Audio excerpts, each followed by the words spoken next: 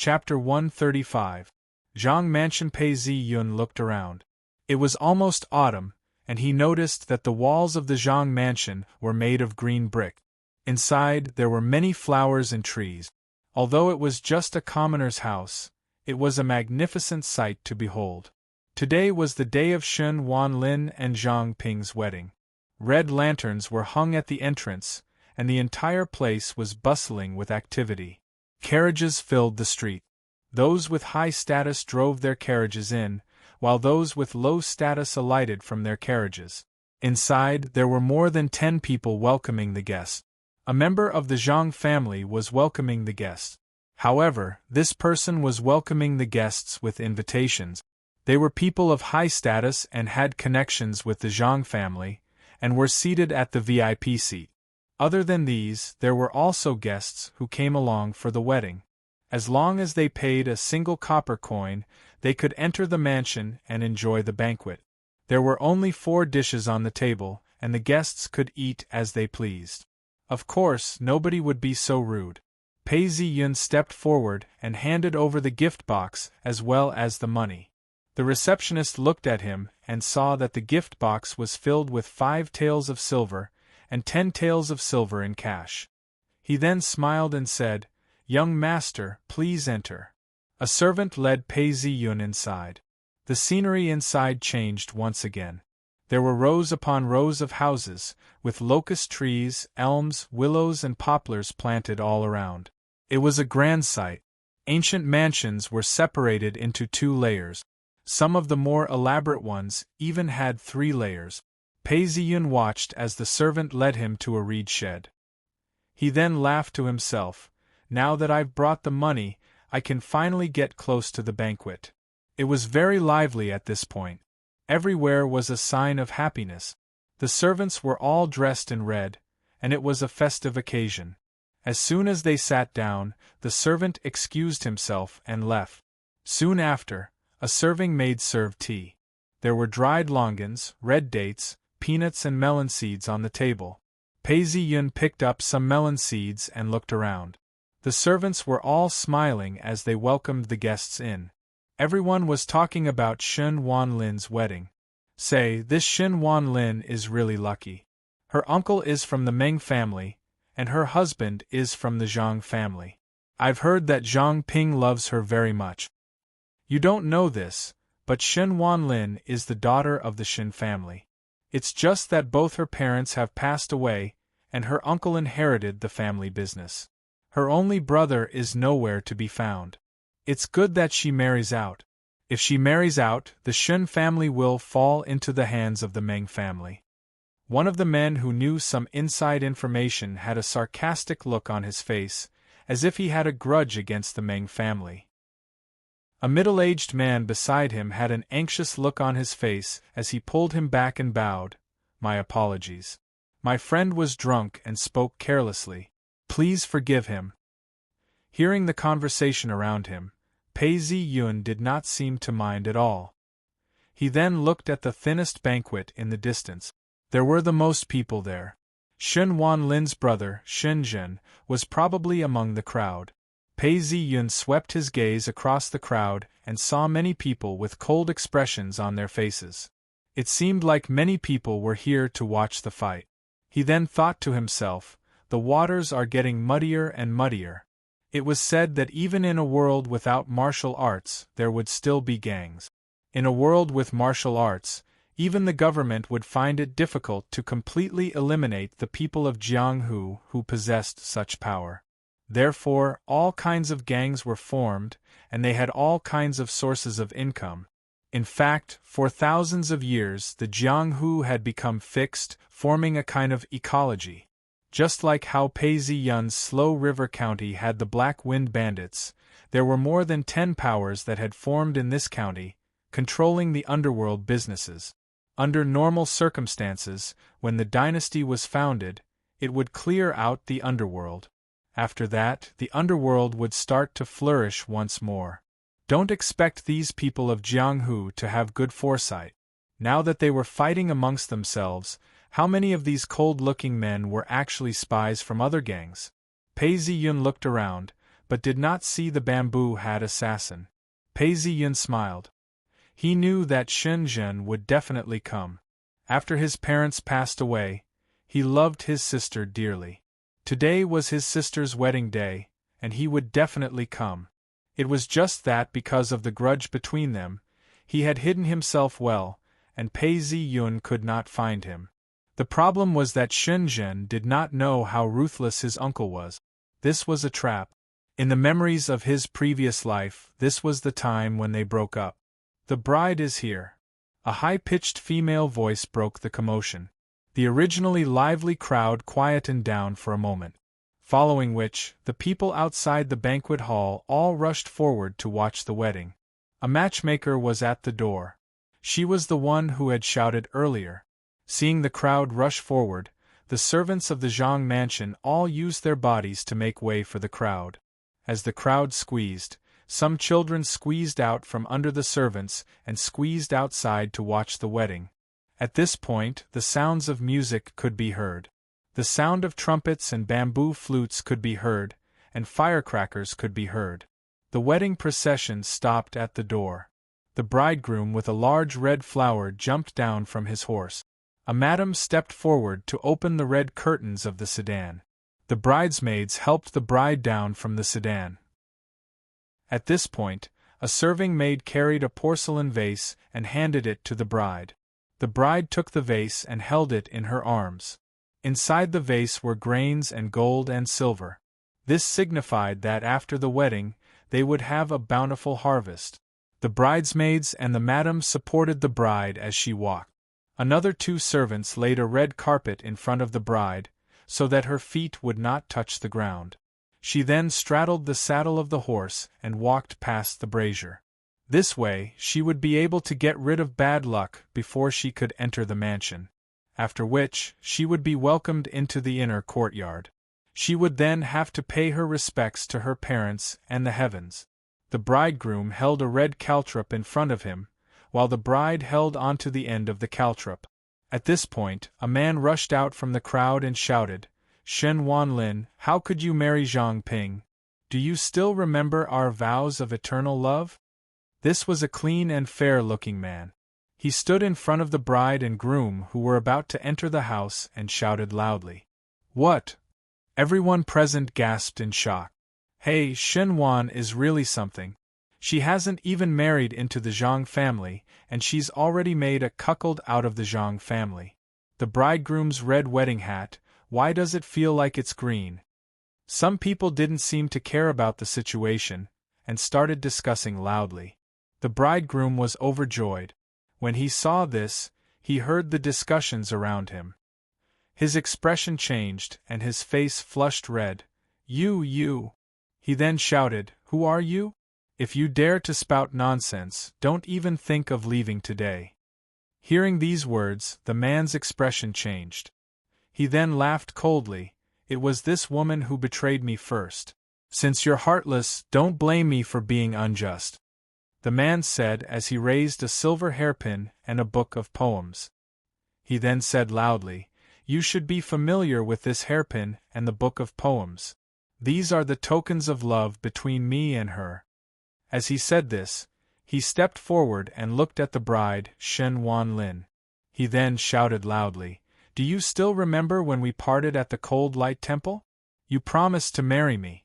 But why did you change your mind so suddenly? How can you live up to our promise? Do you still remember that night when we were together? Enough, you adulterous couple." Zhang Ping looked at the silver hairpin and his face turned ashen. His breathing quickened and his neck turned red. He then raised his hand and slapped the bride.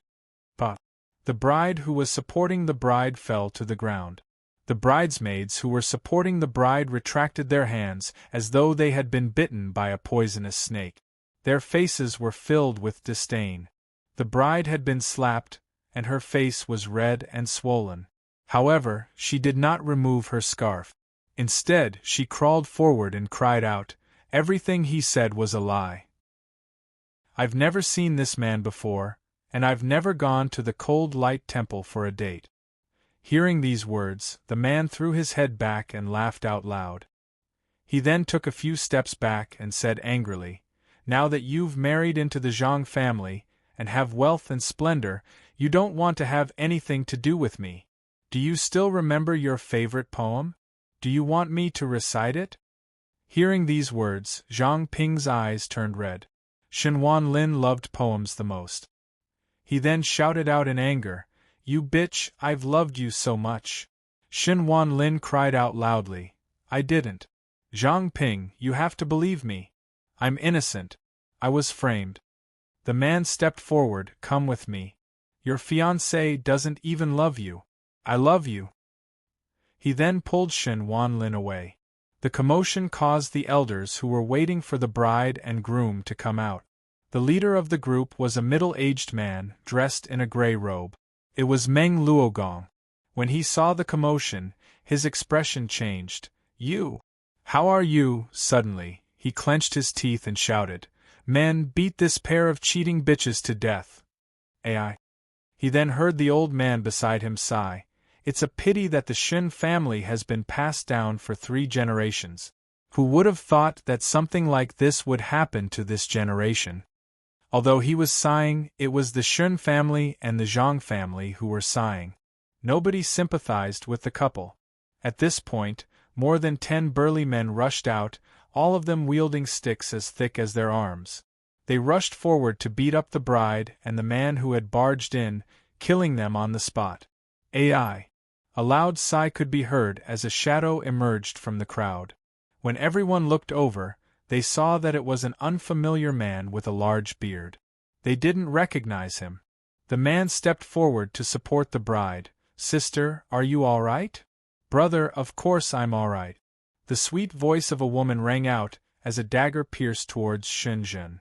Although Shenzhen wasn't prepared for it, the moment the dagger appeared, he instinctively dodged it. Pooh! The dagger pierced through his shoulder. The woman pulled out her dagger and stabbed him again. Shenzhen groaned and took several steps back. He was panting, his face contorted in pain. "Brother, how's my dagger technique?" The woman smiled as she asked. Shenzhen screamed out as he struck out with his palm. But the bride's red veil flew off, revealing a woman. It wasn't Shen Wanlin. At this point, the woman held a dagger in her hand. There was blood dripping from the dagger, and the blood had turned green. Good plan. Shenzhen's eyes were bloodshot as he pulled out his dagger from his waist. At this point, more than 20 men rushed out from the crowd and formed a formation. They didn't attack, but instead stopped. Their eyes gleamed as they raised their right arms. At that point, the entire courtyard was filled with a cold light. Murder! In that instant, the crowd was in chaos as everyone started to run for their lives. "Everyone, don't look. Get out." Even though there were a few people who dared to watch the commotion, they felt that someone was chasing them away. Unknowingly, a bailiff appeared and shouted at the crowd, "Everyone disperse. The officials are arresting the bandit.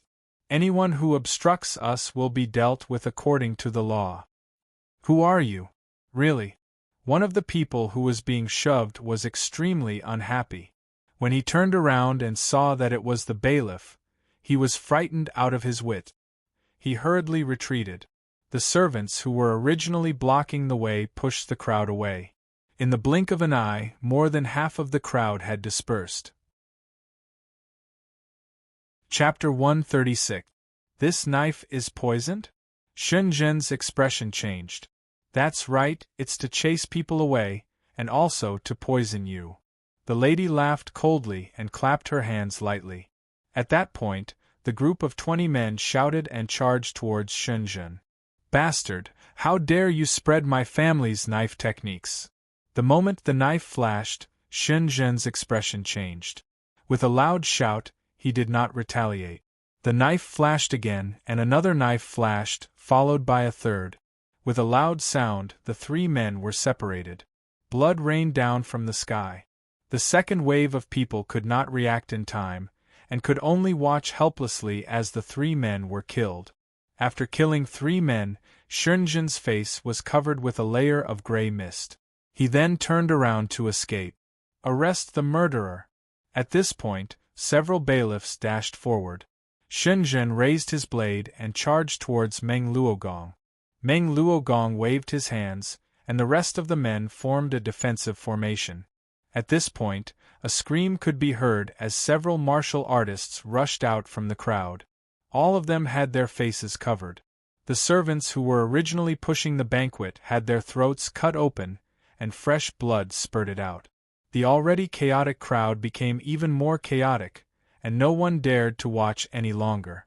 The banquet table was empty. Pei Ziyun retrieved a pair of chopsticks and a flask of wine. He was drinking wine and eating meat, his eyes sweeping across the crowd of onlookers. The performance just now was over the top and exaggerated. It's a pity Shenzhen did not see through it.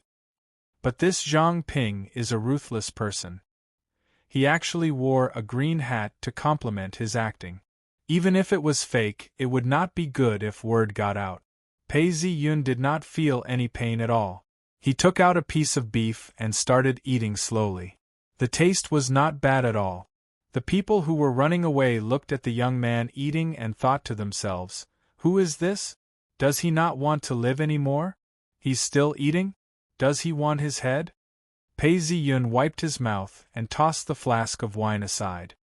He then blended into the crowd and chased after them. When he turned back to look, he saw that there were already more than 10 people lying on the ground, bleeding profusely. The chaotic crowd was trampling over them. Even if they were still alive, they would have been trampled to death on the spot. More than 10 people were rushing towards Shenzhen. Shenzhen had been poisoned. "You won't be able to escape," the group of people shouted. Meng Luogong followed behind and commanded, "Kill them all." "Young master, you go first," someone shouted and stopped. Shenzhen turned back to look, hesitated for a moment, then turned and ran away. These people counterattacked and blocked in front of the tens of people. Saber lights flashed and the sounds of killing shook the heavens.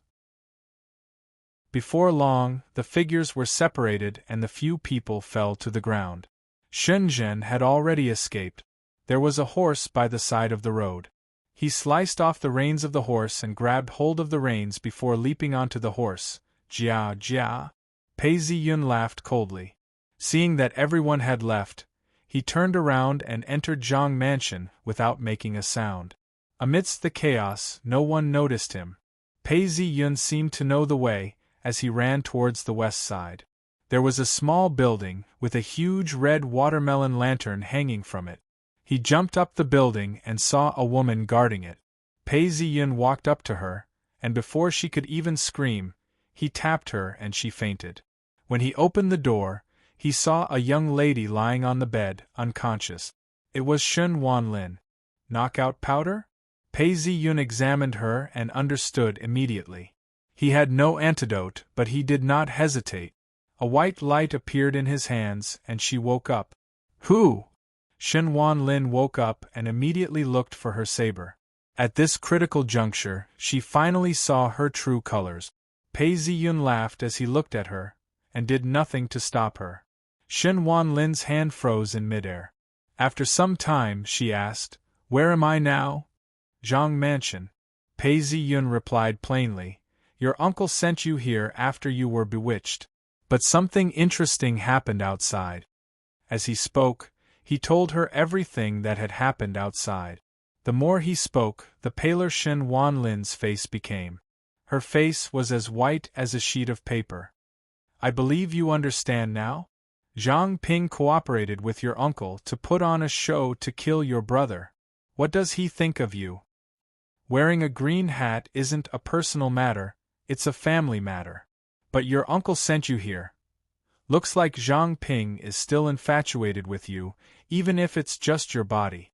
And in a few days you'll definitely die. Don't speak anymore." Shen Wanlin cried out softly, her entire body trembling. She was an intelligent girl, and understood that after this incident, no one would allow her to stay in the Zhang family. If she had stayed at her uncle's house, she might have had a chance to live. But if she was drugged and sent to the Zhang family, there would only be one outcome. She sobbed softly, You are so heartless." She wasn't sure if she was referring to Pei Ziyun, Zhang Ping, or her uncle. She didn't cry for long before wiping her tears away. She then stood up and bowed. "Thank you, young master, for saving my life. Please save my brother as well." "Sure." Pei Ziyun's smile did not waver. He reached out a hand to help her up, and the both of them leapt out of the building. Dragon Tiger Templeshin Zhen held onto his saber, panting heavily as he stabbed it into the ground. Dozens of people surrounded him. Meng Luogong stood in front of him, looking down coldly. "Honestly, even though I have learned the secret arts of your Shen family, if I were to fight you alone, I would only have a 30% chance of winning." Shen Zhen laughed bitterly. "So? You used my sister as bait to lure me out. But have you ever thought about this? How will Wan Shao ever get married again?" Meng Luogong replied coldly, "To achieve great things, one should not be bothered by trifles. What's the point of sacrificing a niece? Shenzhen, hand over the 8 Treasures Manual, and I might spare your life." Shenzhen asked, "Why are you doing this?" "Uncle, you are my uncle. All these years, have I done anything wrong to you? At that time, my father passed the Shen family's martial arts to you. Why do you still force me?" "Haha, Shenzhen, do you know that your father taught me the secret arts, but refused to teach me the method to enter the Tao? All these years, every time I think about how I cannot enter the Tao, I feel as though my heart is being stabbed by a knife. I wish I could kill your entire family to appease my hatred." Meng Luogong slammed his whip on the ground, causing a cloud of dust to rise. "Have you forgotten how my father took care of you all those years ago? This is the secret of the Shen family. Even if my father didn't teach you the method to enter the Tao, do you think that's a reason for you to kill someone and steal the incantation?" Shenzhen's face was filled with disbelief. "So what if he took care of me? Refusing to teach me the incantation was a huge mistake. If young master hadn't pointed it out, I would have been tricked by you."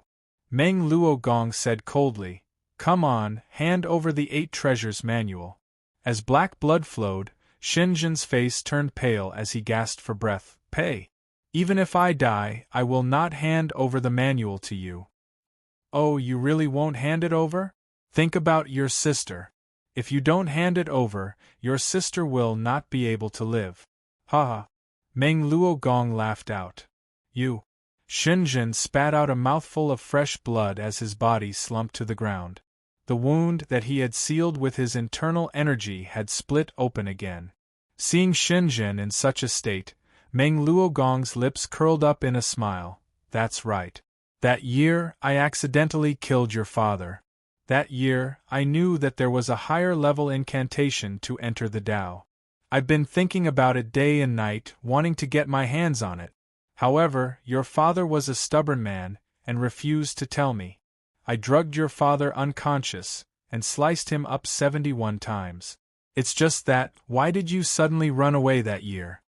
Meng Luogong was talking to himself, as though he did not see Shenzhen spitting out blood. "That year you ran away, and I tried so hard to find you. I was filled with regret. However, you and your sister were very close, and I could only place my hopes on my niece. After raising you for so many years, I finally waited for you to return.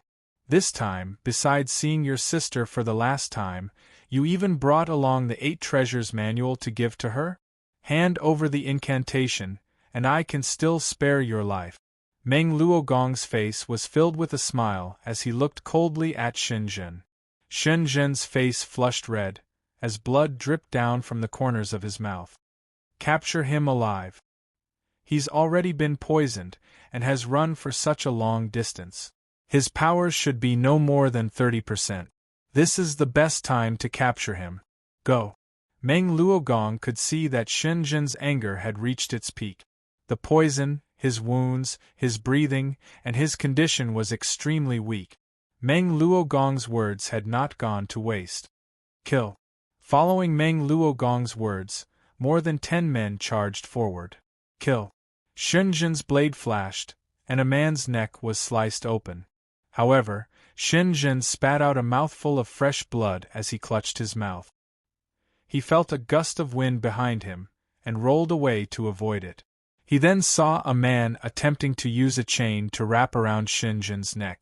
Shinjin flipped his blade around and pulled it out, causing blood to spurt out of his mouth. He then turned around and ran back into the dilapidated temple. Meng Luogong looked at Shinjin and laughed out loud. Shinjin, how are you going to escape? You're injured, and I have more than 10 men with me. Do you think you can escape? Hand over the manual, and your sister will have a good life in the future. If not, even if I hand over the manual, you won't let me and my sister live. You're the type of person who only knows how to cut the weeds and pull out the root. I only hate myself for not listening to the old housekeeper. Shinjin said, his eyes were bloodshot. You forced me. If you don't die, my sister will never have a day of peace. 8 Purities Killer Manual. Shinjin closed his eyes as he spoke coldly. His pale face was no longer pale, and was replaced with a rosy glow. No. Meng Luogong exclaimed in shock. His face was somber, sacrificing one's own life force and potential. I didn't expect you to have mastered it. But so what if you have the 8 Purities Killer Manual? We have more than 10 men. When you were at your peak, I was afraid of you. But now, how many of us can you kill? Kill him, there's no need to hold back. Since he's using this technique, it means that he wants to fight us to the death. We can't hold him back, so we have to kill him. Although this was what he said, Meng Luogong's face was somber. He had made a decision. Although this man's martial arts were only at 30%, using this technique would increase his martial arts by 3 times. This meant that he was almost at his peak. This level of martial arts was enough to threaten him. At this point, they heard clap clap. Clap clap. What a good plan. Good martial arts. Good decisiveness. But young Master Shin, why do you have to do this? Things haven't come to this. Who's that? Shinjin and Meng Luogong were shocked. They looked up, only to see a young man walking out from behind the wall. Chapter 137. Who are you? Meng Luogong saw that the Pearl of Wisdom was within his grasp, and yet someone dared to barge in with such disdain. This infuriated him. This person was none other than Pei Ziyun. Xin Wanlin followed behind him quietly. Her robes were simple and her sleeves were stained with dirt. Tears could be seen on her face. Pei Ziyun glanced at her. Brother Xin, you can stop using your killer technique. Leave this to me. He was here to save Shinjin, to prevent him from overexerting his potential. It didn't matter if they were allies or not. As long as Shinjin survived, he would face off against Xie Qingdong. Hearing these words, even Pei Ziyun couldn't help but feel disdain towards Meng Luogong. In order to curry favor with Meng Luogong had forced his own sister to marry into the Shin family. He stole his martial arts skills and family business, killed Shinjin's father, and caused his mother to die of depression. Lastly, he even used Xin Wanlin as bait to ambush him. He didn't even consider that Xin Wanlin would never be able to marry again. No wonder Shinjin hated Meng Luogong to the core. At that time, he was in dire straits. He had used his killer technique to kill his way out. However, after using this technique, his potential was depleted. Even if he had the map, he wouldn't be able to advance to the next level. It was said that this person managed to find a pill left behind by a master alchemist and managed to enter the gates of heaven. However, he was stuck there for the rest of his life. After that, Shinjin killed Meng Luogong. When he found out that it had something to do with young Master Xie, he was filled with hatred and made an enemy out of him. Even though he was filled with hatred and anger, he could only die under the hands of Xie Qingdong. Little sister. Seeing this, Shinjin's ruddy complexion faded and immediately turned snow-white. He couldn't help but cough. At this point, Shen Wanlin took a step forward. She had a pained look on her face as she asked, "Uncle, did you really kill my father?" Shen Wanlin's eyes were filled with pain and anticipation. Honestly speaking, Meng Luogong had treated her well all these years. Meng Luogong looked at her. His face was gentle as he spoke slowly. "Didn't you hear everything just now? Uncle, you." When Shen Wanlin heard her uncle admit to it, she couldn't breathe. She placed her hand on her chest, as she was infuriated by his words. "Little sister." Shen Zhen stepped forward and supported his sister. He looked at Meng Luogong and gritted his teeth. He stared at Meng Luogong hatefully. "Sister, I'm afraid that's not all. To use a substitute to ambush us at your wedding, and to surround and kill us, it's impossible that Zhang Ping wasn't involved in this. Furthermore, such a despicable act was used to lure me out. Not only did he want to destroy me, he wanted to destroy you as well. He wanted to destroy the reputation of our Shen family. The Shen family has been in charge of the Dagger Society for 3 generations. Although this scoundrel has usurped the power, he does not have a legitimate reason to do so, so he thought of such a vicious move." "No, impossible." Shen Wanlin hadn't thought of this. She still had some fantasies in her heart, but now that they had been exposed, her face turned pale, without a trace of blood. "Uncle, are you really that cruel?" Meng Luogong was perspiring profusely, as a killing intent emanated from him. "Ai, if your brother were to let me kill him obediently, things like this would never happen again. Some people still miss the young chieftain. I've tried to purge him several times, but there are always some unfilial sons. Uncle has no choice. What happened today has nothing to do with you. Zhang Ping still likes you. Although you can't become his wife, you can still be his concubine." Shen Wanlin closed her eyes in agony, and didn't speak anymore. A real man should not be bothered with trifles. "Shenzhen, hand over the map of 8 points of clarity, and I can give you a quick death." Meng Luogong looked at Shenzhen's face, which was getting paler and paler. He then laughed coldly. "This dagger has been tainted with the 1,000 silk lure. You've been poisoned for so long, even if you use your martial arts to suppress the poison, how long can you hold it back?" "Ha ha!" Pei Ziyun laughed out. "My friend, this matter concerns the Shen family, and has nothing to do with you. You'd better step aside, or next year, today will be the day of your death," Meng Luogong said coldly. At this point, he didn't know what was going on, and thus didn't rush forward to kill Pei Ziyun. "Meng Luogong, everyone says that you're a cautious person. Looks like they're right. Even though you have the advantage in numbers, you still use words to delay Shenzhen. At this point, Shenzhen can still use the 8 purities sacrificial incantation. The more time you delay, the more blood will flow and the deeper the poison will be. As for me, I don't know what's going on, and thus didn't rush forward to kill you. However, I've used every trick in the book, and will only harm your life." "You!"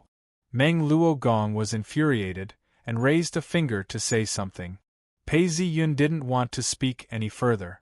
He pulled out his sword and pointed. Blinding light technique. Pung! A bright light flashed in front of everyone's eyes.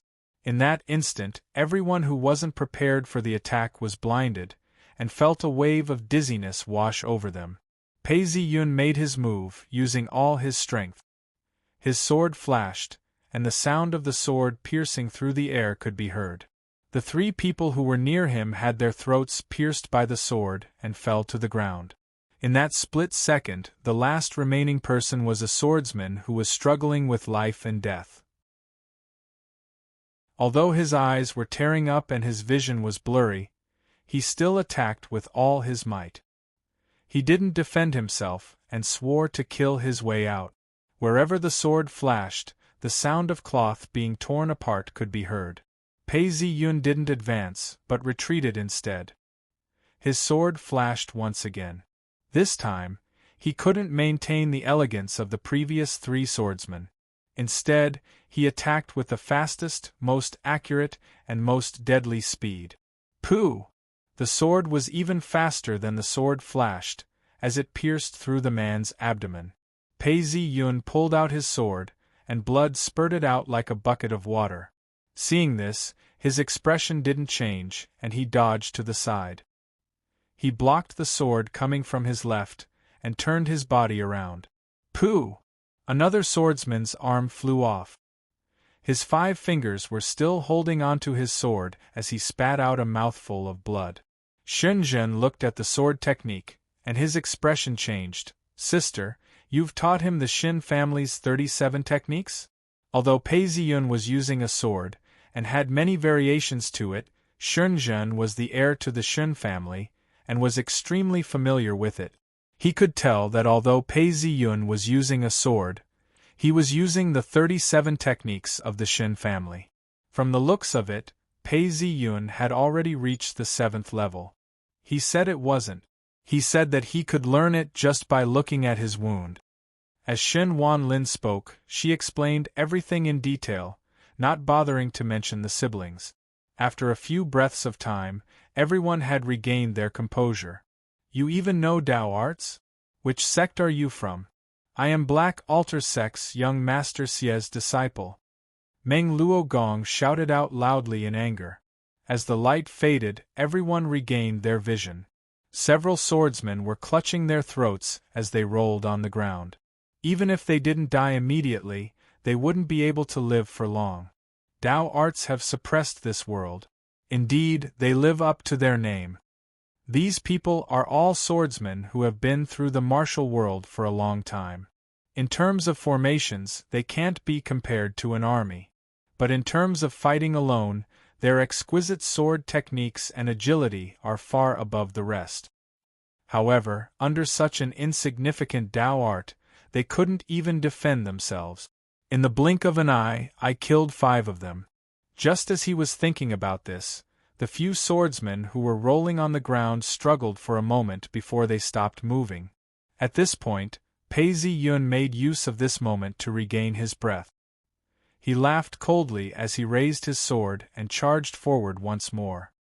Set up a formation, use the iron chains and attack from afar. This man's sword techniques are extraordinary, and he knows Dao arts as well.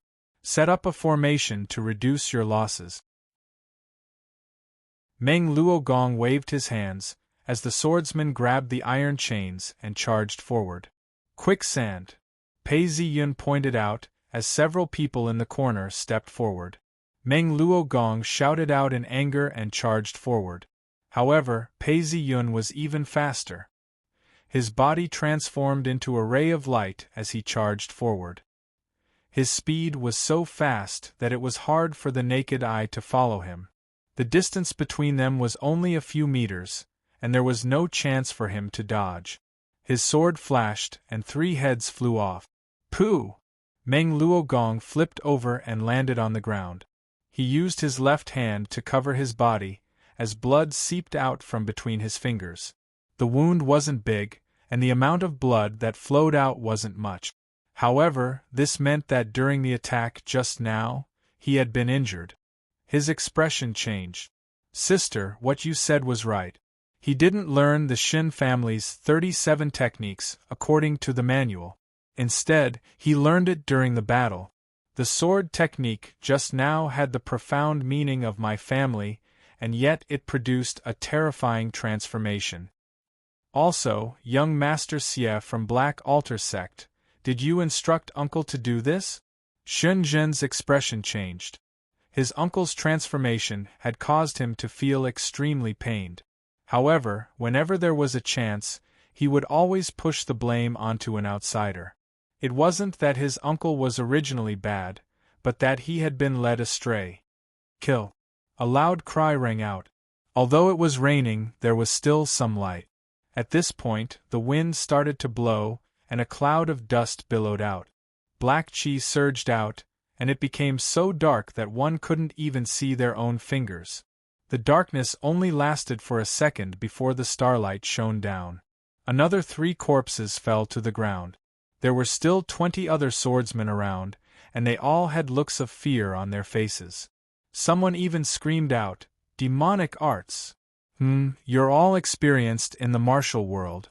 Haven't you heard of Dao arts? Meng Luogong cleared his throat. Get close to him. This man is using Dao arts. Get close to him. Dao arts require time to be cast. Also, Dao arts consume a lot of energy. Let's see how many times he can cast it. Kill. The swordsmen around had unsightly looks on their faces. Such an attack was beyond their comprehension. Hearing Meng Luogong's words, these swordsmen were after all experienced in the martial world. They looked at each other before pouncing forward. That's how Dao arts are. But do you think that's all I have? Pei Ziyun screamed out as his sword glowed. Dao arts sword manipulation. Pooh! The sword and the knife clashed, and the swordsmen felt a strange force coming from their knives. In the past, this technique would cause their knives to fly out of their hands. However, this time, although the force was as thin as a strand of hair, it passed through their knives and exploded within their bodies. Before they could even scream, the sword had already pierced through their bodies. The swordsmen stopped in their tracks, their eyes wide open as they spat out a mouthful of blood. Entangle this man! Meng Luogong did not advance, but instead retreated towards Shen Wanlin. Anyone who saw this would know that he wanted to capture his own niece and use her as a hostage. Despicable! Meng Luogong had just neared, when Shen Zhen stepped forward to protect his sister. However, the moment he took a deep breath, he started coughing violently. At this point, a bright flash of a knife flashed past. The two knives clashed, and Meng Luogong retreated several steps. His eyes were filled with disbelief as he exclaimed, How do you know the Shen family's knife techniques? I am the young mistress of the Shen family. How can I not know this knife technique? Uncle, what do you think of my knife techniques? Shen Wanlin looked extremely beautiful as she slashed out with her knife. Shen Wanlin spat out a mouthful of blood as she fell backwards.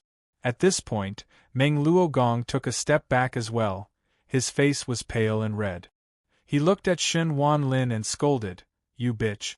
You've broken the family's rule of passing down only to sons and not daughters. You've secretly learnt knife techniques, and even became so strange. Luckily you didn't inherit the 8 steps of clarity. If not, I would have failed miserably today. I thought I was scheming, but I didn't expect you to be so scheming as well. My niece, you deserve to die. Today, I shall uphold the family's rules and kill you, a traitor who broke the family's rules. Chapter 138. Hearing Meng Luogong's righteous words, Pei Ziyun couldn't help but admire him. Indeed, since ancient times, all heroes have been righteous and righteous. Only bandits and thieves would call themselves villains. Cough cough. At this point, Shen Wanlin stood up. Uncle, you've raised me for so many years. I was worried about the fate of my parents, and thus secretly learned some blade techniques to protect myself. I didn't expect to use it today. Go and die. At this point, from afar, a man waved his arm, and a series of hidden weapons shot out. Pei Ziyun dove downwards, and transformed into a blinding flash of light. All the hidden weapons missed their mark, and a sharp glint flashed through the air. His right arm was sliced off, and a sha sound was heard as his neck was sliced off. His silhouette flickered, and it was hard to tell who he was.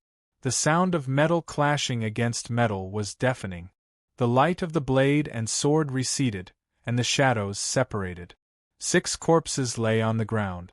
One of them had been pierced through the side of his abdomen, and spat out a mouthful of blood. Pei Ziyun gasped for breath as he looked down. He saw a 2-inch-long gash on his left arm. If this blade had been half an inch lower. Pei Ziyun took a few steps forward and retreated a few steps. His face was filled with fear. Meng Luogong, today shall be the day you die. Shen Wanlin had managed to block Pei Ziyun's attack, and he had already killed his way through the crowd. He walked forward slowly, his sword gleaming with a terrifying light. Is this the primordial spirit sword manipulation? Shenzhen took the opportunity to swallow a few more pills, and his complexion looked better. He thought to himself as he watched the scene unfold before him. This was the Shin family's most powerful technique. Shenzhen had thought that he would be invincible under the heavens. However, after hearing their conversation, he realized that this was just a Dao technique, and didn't seem to be that rare. He gripped his blade tightly. "Who are you? I don't feel any hatred towards you. Why do you want to be my enemy?" Meng Luogong asked. His face was filled with fear. This person's martial arts skills were far above his own. "Pooh!" Pei Ziyun didn't say a single word. He only swung his sword once. Meng Luogong looked at this familiar move and followed it up with the same blade. Sword and blade, the two of them collided in a similar arc. Meng Luogong retreated a few steps, as a lock of hair fell to the ground. He was just a hair away from being decapitated. Meng Luogong's face turned green as he spat out a mouthful of blood. Meng Luogong felt a sense of familiarity, as a sense of fear welled up in his heart. It had been a long time since he had felt such fear. 20 years ago, he had been injured and was on the verge of death. Meng Luogong hid his head and tail, not daring to show his face. He struggled to recover. After that, he painstakingly sent his sister to the Shun family. Now, he tasted this long-lost fear again. His old and new wounds started to hurt at the same time. This pain was the most unbearable taste. He hissed, "What Taoist magic is this? This isn't a Dao art. It's the 9th and 10th level, hardness and gentleness. It looks like Xie Qingdong didn't teach you anything." Pei Ziyun was about to pounce forward when several bladesmen pounced on him. "Kill." After consuming the pill, Shenzhen, who had been gasping for breath, pounced forward. His eyes were filled with killing intent. With a flash of his blade, someone screamed out in pain as he fell to the ground. "All of you block him for me!" Meng Luogong shouted out loudly. He didn't know where this disciple had come from, but he had no chance of winning. The only thing he could do was to escape and think of a way to get help from his young master. Thinking about this, Meng Luogong dashed out of the temple. Pei Ziyun charged forward, as Shenzhen clutched his wound and charged forward. Xin Wanlin let out a cry, and Shenzhen turned around to look. Xin Wanlin's eyes were filled with hatred, as she gripped her blade and charged forward. Several people charged forward at an extremely fast speed, as their blades gleamed dangerously. These bladesmen seemed to have traces of the Shin family's bladesmanship, just that they didn't have the essence of it. To outsiders, these bladesmen were extremely ferocious. However, to those who were proficient in the Shin family's bladesmanship, they were full of flaws. Wherever the blade flashed, blood would spurt everywhere. Following the blood there would be all sorts of limbs. Hands, legs and heads dripped with blood as they fell to the ground. Clanging sounds could be heard from time to time. The ground in front of the temple was originally filled with water, but in less than a minute, the water had been dyed red. In less than 3 minutes, the water had mostly turned into blood. It was extremely thick, and under the moonlight, it had a strange red hue to it. "Pooh!" The last bladesman fell to the ground, as the wound on his throat was ripped open, and blood flowed freely. Following that, the sound of someone vomiting could be heard. The two of them turned around to look, and saw Xin Wanlin stabbing her blade into the ground. She was vomiting, and beside her were 2 bladesmen. They had been killed by Xin Wanlin. In my previous life, I've never heard that Xin Wanlin knew martial arts. Oh, no wonder she was able to survive the assassination attempt. So she knew how to use a blade. Pei Ziyun finally understood. Seeing Meng Luogong fleeing far away, Pei Ziyun was astonished. This man was extremely cruel and vicious. In order to obtain the 8 treasures of clarity, he had decisively killed his own family. For the sake of the Tao, he had endured for more than 10 years. He had even ruined his own reputation and plotted against his nephew. Following that, he was surrounded by dozens of people, and had failed to kill him in a single strike. When faced with the threat of death, he immediately escaped. Such a person, if he were to participate in the Battle of the Dragon, he would have the qualifications to become a general star. No wonder he was chosen by Xie Dong. Such a person, how did he die at the hands of Shunzhen all those years ago? Although Pei Ziyun was astonished, his mission was more important. He then turned to Shen Wanlin and said, "Take care of your brother. I shall go kill this Meng Luogong." As soon as he finished speaking, he dashed out of the door. He saw a few horses standing by the door, not running away. He then mounted them and shouted, "Jia!" The horse then chased after Meng Luogong's shadow. Shen Wanlin regained her senses and hurriedly helped Shen Zhen up. "Brother, are you all right?" "I'm fine. I didn't activate the deadly body technique, and thus didn't expend too much energy. My wounds aren't serious either. I've just been poisoned. I've already taken several antidote pills. Although they aren't very effective, I should be able to suppress the poison. When I get back, I'll slowly concoct the antidote." Shenzhen's face was pale as he forced a smile. He knew that even though he hadn't activated the deadly body technique, the poison and his injuries had taken a significant amount of damage.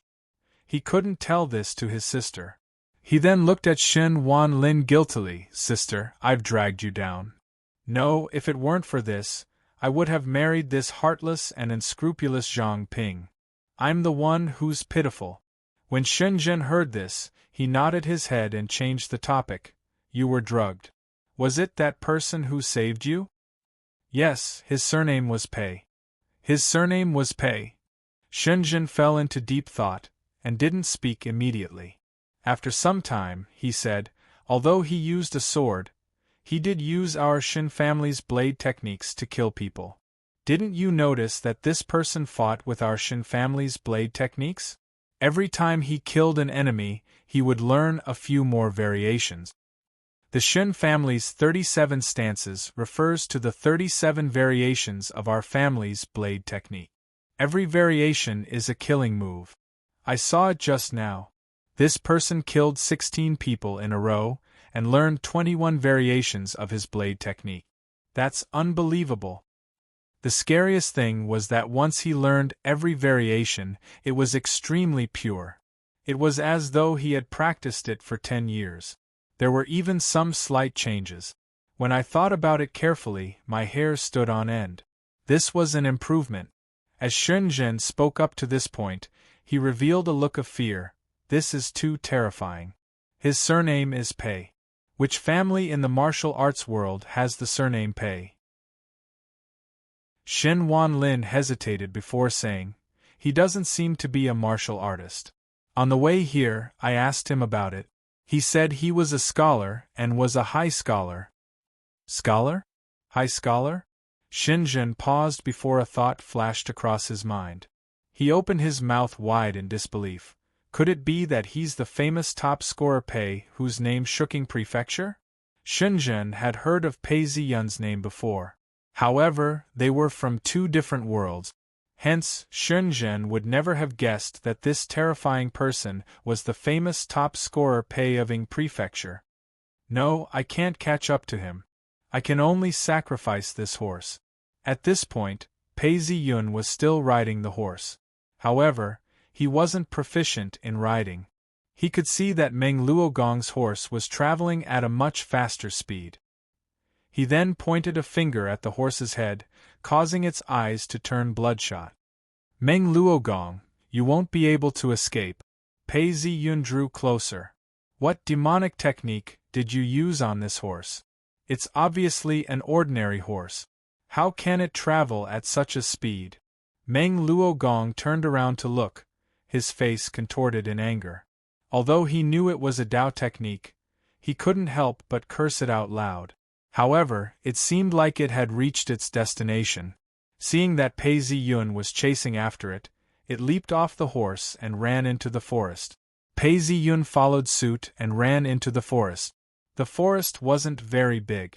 Meng Luogong passed through it and saw a huge river. There was a huge boat in front of him. He leaped onto the boat and landed on the deck. Someone's coming?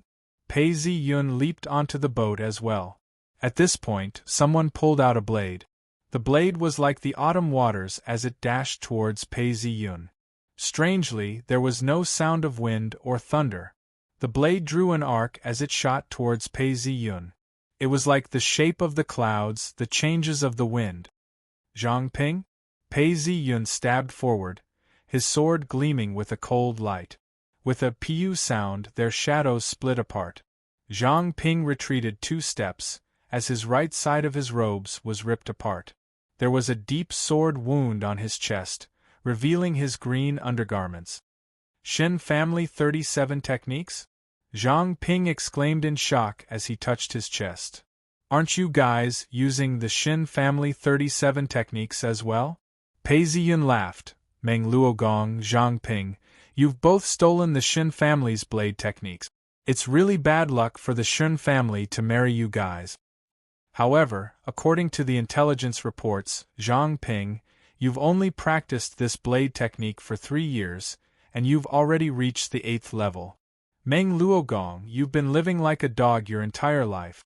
The Shen family has been teaching you blade techniques for 20 years now, and you've only reached the 7th level. Meng Luogong's pupils shrank as he gripped his blade tightly. You're the thief.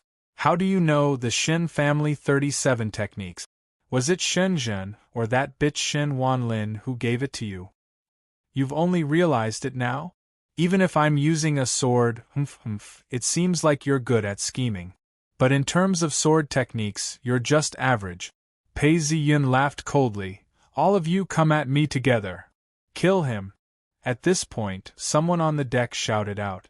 The 2 men behind Zhang Ping drew their blades at the same time and attacked. By now, the entire gang had evolved to the point where they would all attack together. Apart from a few people who had a strong sense of heroism, nobody dared to fight alone. The shape of the clouds, the changes of the wind, there's nothing to think about.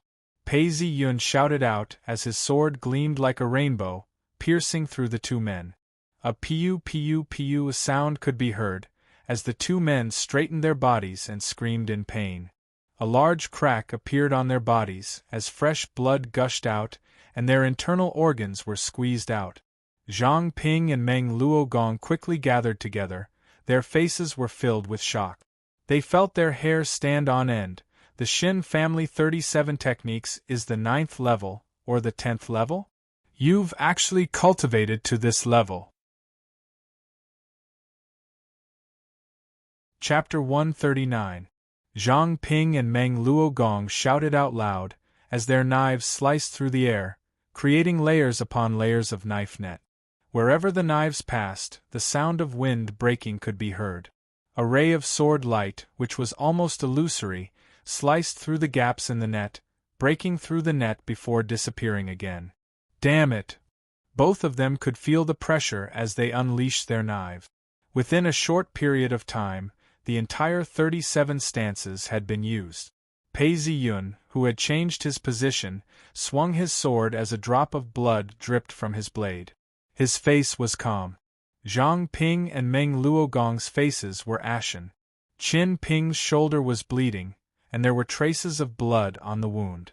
However, the wound was not deep, and not much blood was flowing out. Meng Luogong was in a worse state. His chest had been pierced. Although the wound was not deep, it was a vital point. If it had been any deeper, he would have died. The Shin family's 37 stances have all been mastered by me. Just now I wanted to learn a few variations and gave you a chance, but now the game is over. This time, I will not limit myself to the Shin family's 37 stances. I will use my sword to kill you all. If you have any last words, speak them now. Pei Zi-yun's face was cold as his sword flashed. Hearing these words, Zhang Ping and Meng Luogong's faces fell. Meng Luogong trembled slightly, while Chen Ping's face was ashen. He raised his knife and prepared to fight. Wait. One of them spoke out as the cabin door opened. 2 rows of soldiers walked out, all of them wielding long knives. Even though it was summer, they wore chainmail. Their skin was bronze in color, and their eyes were sharp. The man in the middle was wearing a silver crown, and was dressed in a loose robe. His eyebrows were bright, but his eyes were filled with melancholy. This was the young master of Ji Bei Ho, Wei Ong's senior brother, junior brother. The two of them greeted each other. Pei Ziyun sheathed his sword and walked up to Wei Ong. Under Wei Eng's fierce gaze, he sat down opposite him. Wei Ong waved his hands and everyone started cheering. A serving maid came forward to serve tea. Wei Ong raised his cup and took a sip before smiling at Pei Ziyun. Junior brother, ever since you left last year, we haven't seen each other since. You're famous throughout the lands, and you've written many poems. Pei Ziyun raised his cup and took a sip of tea as well. He then looked at Pei Ziyun and sighed. Senior brother has lost weight. Wei Ong said, apprentice brother looks even more heroic. Fine, it looks like you're not used to drinking tea. Serve wine. Another serving maid served them wine, along with 2 dishes. One was beef jerky and the other was peanut. Wei Ong personally poured the wine and spoke, capital city, southern kingdom, each and every one of us went sightseeing, and even composed poems. As he spoke, he recited, when the golden wind and jade do meet, it surpasses countless things in the world. At this point, he couldn't help but lament, junior martial brother is really a rare talent. Pei Ziyun raised his goblet and drank the wine in one gulp. He then laughed, I'm born with talent, and I'm destined to have a use for it. Even if 1,000 gold is gone, it will come back again. I was originally a person who had nothing better to do. Now that the Emperor's grace has been bestowed upon me, I only want to cultivate and ride the waves. But the tree desires peace, but the wind doesn't stop. I'm in a difficult position.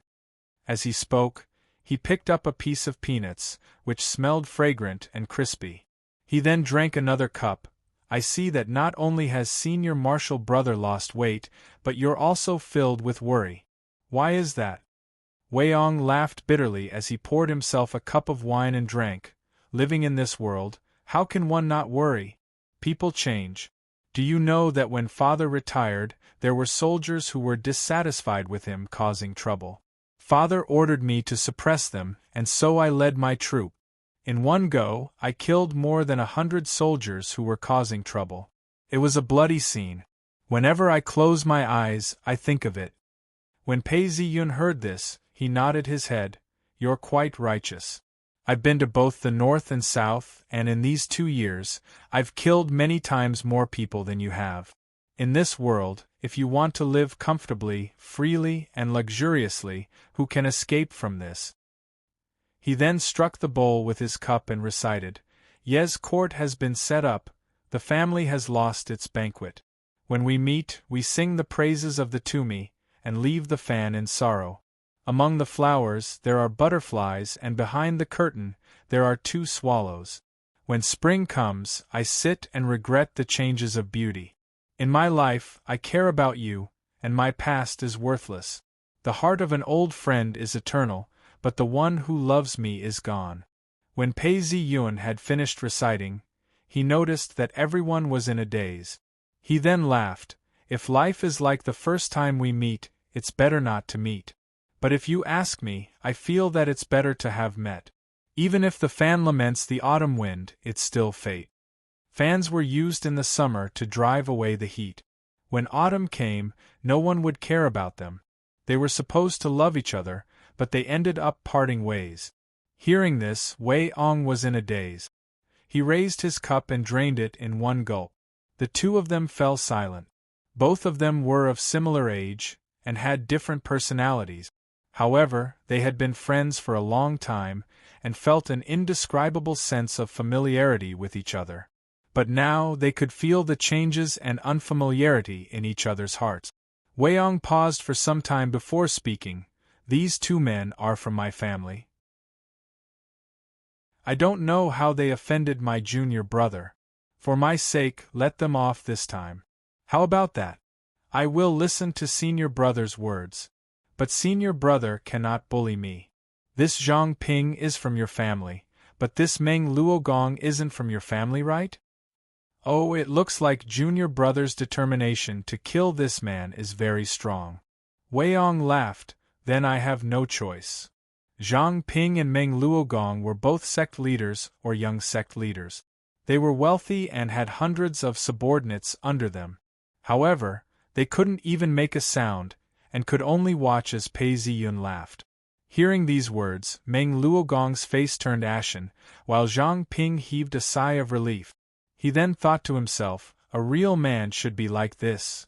Wei Yong then raised his head to look at Meng Luogong. He could see that Meng Luogong's eyebrows were furrowed and filled with killing intent. Meng Luogong had wounds on his body, and was still bleeding profusely. He looked at Pei Ziyun. His expression was calm. You are top scorer, Pei. I wonder what I've offended, that you're here to kill me? Or perhaps you're acquainted with the Shin family? Seeing Meng Luogong in such a state, Pei Ziyun sighed. This man's heart was vicious, and yet he was able to maintain his composure even in the face of death. Pei Ziyun shook his head and said, You have no ties with the Shin family, and you have not offended me. It's just that you have chosen to follow the wrong person. You followed the wrong person? Hearing Pei Ziyun's words, Meng Luogong mumbled under his breath, as if he had understood something. His face turned pale, and his eyes were filled with ferocity. He raised his blade and charged forward. Young master, be careful. The soldier beside Wei Yong stepped forward to protect him. Seeing Meng Luogong charging towards Pei Ziyun, he shouted out, 8 Purities Sacrificial Art. The saber light shone brightly, and its power increased by several times. It turned into a dazzling arc of light. At the juncture of life and death, it also gave off the feeling of the wind and clouds changing without thinking. Breakthrough in battle? What a pity! Pei Ziyun said plainly. Even though he had cultivated the Shin family's 37 techniques to the 10th level, he was still at the level of a grandmaster. Pei Ziyun felt that he could benefit from it, and hence decided to learn it. Now that he was able to unleash his full potential, he didn't think much of the 8th level of the technique. Sword chi burst forth, and in the time it took for a spark to fly off a flint, a shadow flashed past. In that instant the shadow seemed to distort, as if he had lost his human form. Amidst the whistling of the saber, the sound of metal clashing could be heard. The saber light dissipated, and the saber light dissipated. The whistling sound faded, and everything returned to normal. Meng Luogong retreated to the side of the deck. His legs were in a mess and he swayed unsteadily. His left arm hung limply by his side. Although his arm was not broken, the sword had pierced through it, and fresh blood splattered everywhere. It's a Dao technique, not my fault. In that instant, Meng Luogong had sustained 2 wounds. As soon as he finished speaking, he turned around and jumped off the boat. Pei Ziyun dashed forward, and saw that Meng Luogong was in midair, and was about to fall into the water. Pei Ziyun kicked the ship's anchor, and it flew out. With a piu sound, it landed heavily on Meng Luogong's back, and pierced through his chest. Pei Ziyun then kicked the wooden plank, causing it to fall onto the surface of the water. The sword light flashed, and Meng Luogong's head flew into the air. Pei Ziyun then reached out to grab his hair, and held onto the head. He then leapt off the plank and landed on the shore. He then turned around and smiled at Wei Yong. Senior brother, I'm leaving now. What do you think of my junior brother's martial arts? Wei Yong looked at Pei Ziyun's disappearing silhouette and turned around to ask. The cabin door opened once more and a man walked out. He was a eunuch dressed in a 6th-ranked official robe. His skin was fair and clean, and his mannerisms were gentle and refined. It was obvious that he was a scholarly official. The eunuchs within the palace were all ranked, and had all been taught by the Imperial Academy. Moreover, there were a few foreigners wearing pointed hats, green clothes, and white leather boots following behind him. Under the system of the Su dynasty, the highest-ranking eunuch was the eunuch. The eunuch was only a 4th-ranked official, while the sixth-ranked official was the assistant eunuch of the imperial palace. This eunuch's authority was not small. He revealed a serious expression as he spoke in a sharp voice. He's indeed very powerful. No wonder he could kill the black-robed guards and spoil King Lu's plans. He then continued, I've heard that this person went to the palace hall to meet the emperor. The commander of the palace hall spoke to the grand princess about this. He said that a person like this isn't suitable to meet the emperor, and that the grand princess wouldn't be happy about it. From what I've seen, the commander of the palace hall wasn't making a big deal out of nothing. From his tone, it seemed that this eunuch was King Lu's subordinate. That was even more rare. Kings could have eunuchs, but they couldn't be higher than the fifth rank. This sixth-ranked eunuch was his assistant. Wei Ong had a look of suspicion on his face. Is he really that strong? The eunuch nodded his head. Yes, he's very strong. Just based on his martial arts, he's one of the best in the world. There are only a few people in this world who are as strong as him. Combined with his Tao arts, he's invincible. Eunuch, I've received orders from my father to lead an army. There were many highly skilled fighters in the army, but when the army charged at them, they were immediately defeated. Why is Eunuch praising him so highly? The eunuch shook his head. I've seen many highly skilled fighters in the army, and they couldn't even be compared to Pei Ziyun. The only difference is that they're within a few feet of each other. I wonder if the soldiers would be able to defend against an ambush. Of course, there's a limit to a person's strength. If it were purely martial arts, there's no need to worry too much.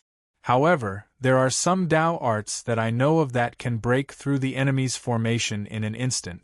I've seen a Taoist priest use Tao arts to blind the enemy and break through the enemy's formation. In the end, the Taoist priest had to use a crossbow to shoot the enemy to death. Pei Ziyun's Tao arts and martial arts are both top-notch. When combined, it's terrifying. If it weren't for the fact that the Tao arts couldn't be used on the noble, I'm afraid the noble wouldn't even be able to sleep. Wei Ong saw that the eunuch was being frank and nodded his head. So that's how it is. The eunuch then continued. The rarest thing is that not only is this person's Tao arts and martial arts skills top-notch, even his literary works have the demeanor of a great scholar. It's been said that when Han Lin read his essays for the imperial examinations, he said that the grand scholar was only SOSO.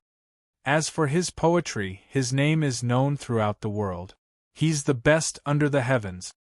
What's even more shocking is that he understands politics as well.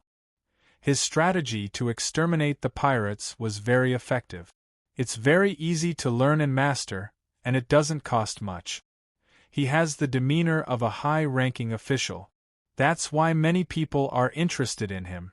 I'm not the only one who's investigating him. According to what I know, there's also the Crown Prince and the Grand Princess.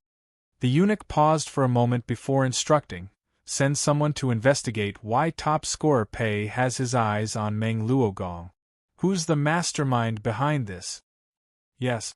Fan Zi replied. Chapter 140. The sky was dark and filled with dark clouds. Heavy rain poured down, and lightning flashed and thunder roared. An escort company was walking with difficulty on the road. The person in the lead had a bold expression on his face, and his footsteps were light. The people behind him all wore straw raincoats, and it could be seen that they were wearing short coats underneath. Some of them carried weapons, and they were the escorts and porters. On the carriage, there was a yellow flag with a winged flying horse embroidered on it. This was the Pegasus Escort Company. Although they were not famous in the entire prefecture, they were respected by both the underworld and the underworld. Everyone, there's nothing we can do about the heavy rain. If we continue on our way, I remember there's an old temple in front of us. Everyone can rest there and warm themselves. As the escort spoke, he suddenly heard the sound of hooves. He was startled and looked towards the direction of the rain, only to see a horse galloping towards them. When the escort saw this, He gestured for the guards to jump up and form a group. As the horse neared, the escort saw that it was a young man. He looked at his attire and heaved a sigh of relief. It doesn't seem like it. It's a young master. As soon as he said this, the horse stopped in front of him. The young man had a faint smile on his face. The escort knew that something was wrong and cupped his hands. Please forgive me for not greeting you. May I know your name, friend? He then said, If friend is short on money, I have 10 taels of silver here. This was in accordance with the rules of the martial world. However, Pei Ziyun replied, That's not why I'm here. The escort looked at Pei Ziyun and frowned. Young master, there are only 6,000 taels of silver here. Are you going to make things difficult for us because of these goods? Hearing the escort's words, Pei Ziyun frowned. Why do you think I'm here to rob you? I don't know how to do this. I'm only here because you have to hand over a person. Young master, we're here to escort the goods, not to escort the person. Why would we hand over a person? The escort's expression was ugly as he spoke to Pei Ziyun. Ha ha! Pei Ziyun laughed out loud. Seeing this, the young man beside the escort had a dark look on his face as he stepped forward. You bastard thief, what are you laughing at? He then pulled out his blade. Why are you talking to this man? If we hand over the person we're escorting, our reputation will be ruined. There's only one thief, let's just kill him. As he spoke, he slashed out with his blade towards Pei Ziyun. Throw the iron net, trap this person, and kill him. Once the teenager attacked, the escort's expression changed. He knew that he would not be able to escape, so he spoke viciously. Several armed escorts surged out from the side. They all held nets in their hands, but they were made of chains, and there were Mitsubishi spikes on them. As expected, you've revealed your true colors? You're an escort and an armed escort? It's just the remnants of the Dagger Society that I've been chasing after, and a few greedy escorts working together. I can't believe you guys actually thought of disguising yourselves as an escort team. Pei Ziyun laughed coldly. With a flash of his sword, the young man screamed in pain as he fell to the ground. The escort shouted, Songer! Kill this person! Iron net, quickly! The escort roared angrily and waved his hand. 2 armed escorts lifted up the metal net and moved forward. The metal net was very big, and once it covered them, they would immediately be unable to move. Sand spell. Pei Ziyun waved his hand and tossed the metal net over. The ground beneath the man's feet sank, and the net fell to the side. Seeing this, the escort's expression changed. Demon, you're using demonic spells. Let's attack together. Young Master Wu, escape quickly. I'll cut off the path for you. The escort shouted loudly behind him as he raised his blade and charged forward. Hearing these words, Pei Ziyun laughed. Escort, hand over Wu Qi, and I will not make things difficult for you. I've already killed many of Meng Luogong's followers. Only the Wu family is left. You should know what's going on. Why are you still struggling? One of the escorts turned around and ran. The armed escort shouted, Protect young master. They were all blocking the path, trying to stop Pei Ziyun. Pei Ziyun shook his head and said, What's the point of doing this? Demon, hand over your life. The escort led his men and charged forward. However, a sword flashed, and within a breath's time, the escort fell to the ground. The sword had pierced through his internal organs, and he coughed out blood. Several armed escorts surrounded the escort and shouted, Master, master, don't die. I won't die. Pei Ziyun laughed as he leapt onto his horse and chased after them. He had only galloped for a kilometer or 2 when he suddenly pulled on the reins. Something's not right. The person who escaped just now was wearing a veil, and his age doesn't match. These people gave way too easily. Something's fishy. At this point, the escort looked at one of the young masters and said, Young master, we've disguised ourselves as an escort, and we're bound to give ourselves away. Just now we arranged for someone to lure this person away, but I don't think they'll be able to fool him for long. Young master, you should leave quickly. Don't let this demon discover you. Chun-do, I will remember everything you've done for the Wu family. Young Master Wu looked at Chun-do and sighed. Young Master Wu mounted his horse and galloped away. All of a sudden, he heard the sound of horses galloping. The group of fake guards turned around and saw a man appear. What a good plan to lure the tiger away from the mountain. If I hadn't given myself away, I would have been fooled by you all. Pei Ziyun said coldly as he pulled out his sword. Young master, leave quickly. The escort shouted. Go! The young master galloped away on his horse. Looking at the escaping young master, the escort shouted, For the young master, we must defend this place. The Wu family has already perished, and this has nothing to do with you. Why do you have to get involved? Your wives and children are waiting for you when you return. Think about it. Pei Ziyun looked at the group of guards as he spoke. These guards were about to charge forward and kill the man, but when they heard these words, they hesitated. The Wu family was still around, and would not dare to betray them. However, they hesitated and did not charge forward. Kill. Seeing that Pei Ziyun had dispelled their plans with just a few words, the injured escort stood up and raised his blade. Go! Pei Ziyun charged forward on his horse, and with a flash of his sword, the escort's head flew into the air. Avenge my master! One of the guards had a look of hatred on his face as he pounced on Pei Ziyun. Pei Ziyun had not even retracted his sword when he swung his sword and killed him. Earlier on, he had been merciful to the guards who were escorting the goods. Now, he was merciless. Seeing Pei Ziyun galloping away, the remaining guards did not stop him. Pei Ziyun ran past them and shouted, If I were you, I would split the 6,000 taels of silver. After all, the Wu family would not be able to take revenge on you. Hearing these words, the guards looked at each other before shouting out and dashing towards the carriage. You bastards who betrayed your master! Young Master Wu, who had escaped far away, looked at the guards with bloodshot eyes. He was in disbelief as he whipped his horse furiously, trying to increase its speed. Pei Ziyun's horse continued to chase after him. Young Master Wu was panicking as he sped up his horse. All of a sudden, he heard a loud laugh. He turned around and saw the flash of a sword. A head flew into the air, and fresh blood splattered everywhere, dyeing the ground red. Pei Ziyun laughed out before sighing, killing so many heads, but I've only killed one prefecture's worth of henchmen. As soon as he finished speaking, Pei Ziyun turned around and left. At this point, Meng Luogong and his henchmen had all been killed. Pei Ziyun trudged through the rain for several kilometers before arriving at an inn he had booked earlier. Since he had spent 5 taels of silver, the innkeeper had invited a chef to host a banquet. Other than chicken, duck and fish, there were also fresh vegetables and even seafood. When he entered, he saw a young man waiting for him. When he saw him, he bowed.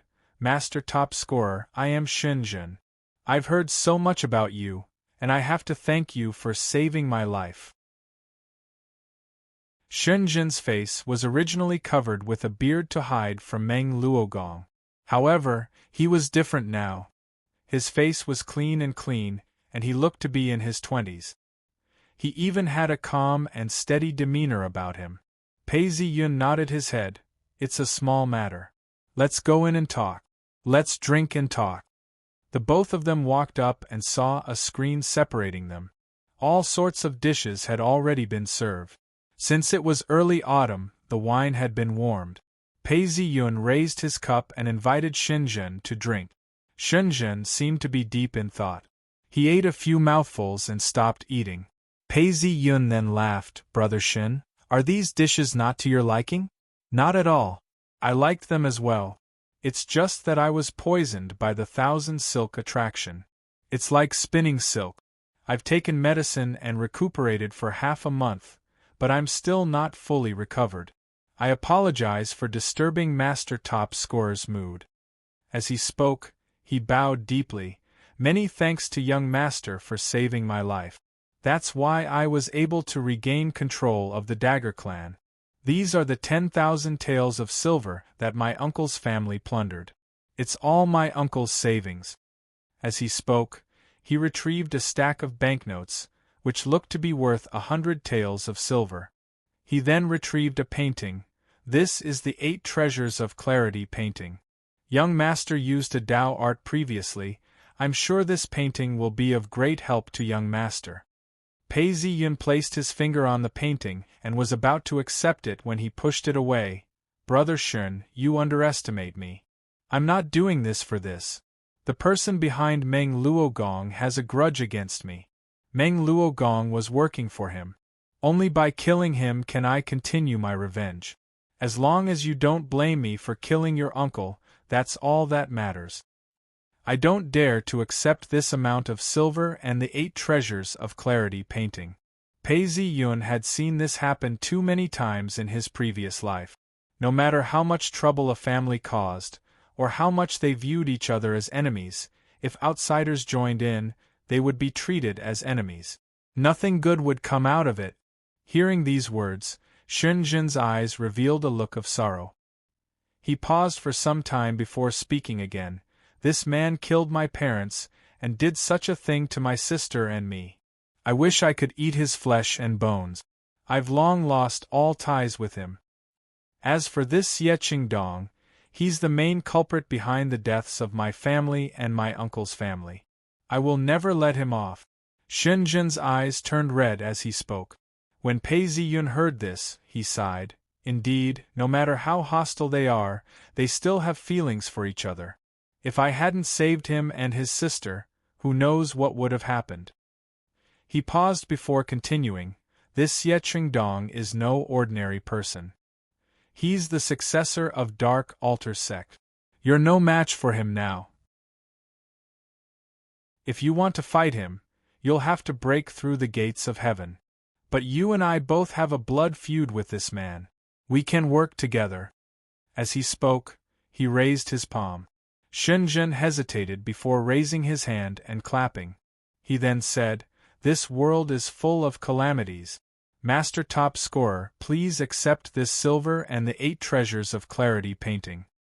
Hearing these words, Pei Ziyun stopped smiling. "Brother Shun, I'm not trying to reject you. I don't lack these things. You don't have to say any more. Rebuilding the Dagger Society and Shin Mansion will require money. You have to rest and recuperate. Take these back. If you continue like this, I'll get angry." Seeing that Pei Ziyun was adamant about not accepting the silver, Shunjin sighed. "You're indeed a gentleman. Once I've recuperated, if young master needs anything in the future, just let me know. This is a keepsake, please accept it." Shunjin then handed a dagger to Pei Ziyun before he turned around and left.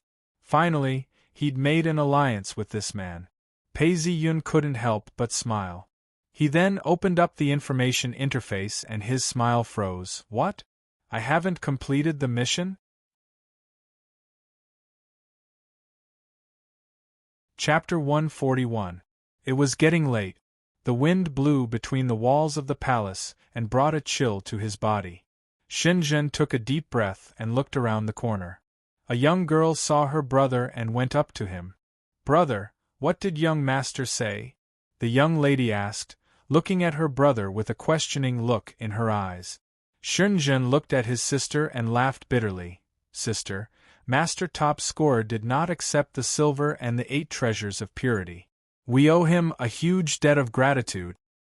Hearing these words, Shen Wanlin paused. "We owe him a debt of gratitude. We have killed our enemies and avenged our parents. We have also taken back the Shen family business. This is a good thing. I never thought that the Zhang household would conspire with the Meng household to seize my family's assets." Zhang Ping.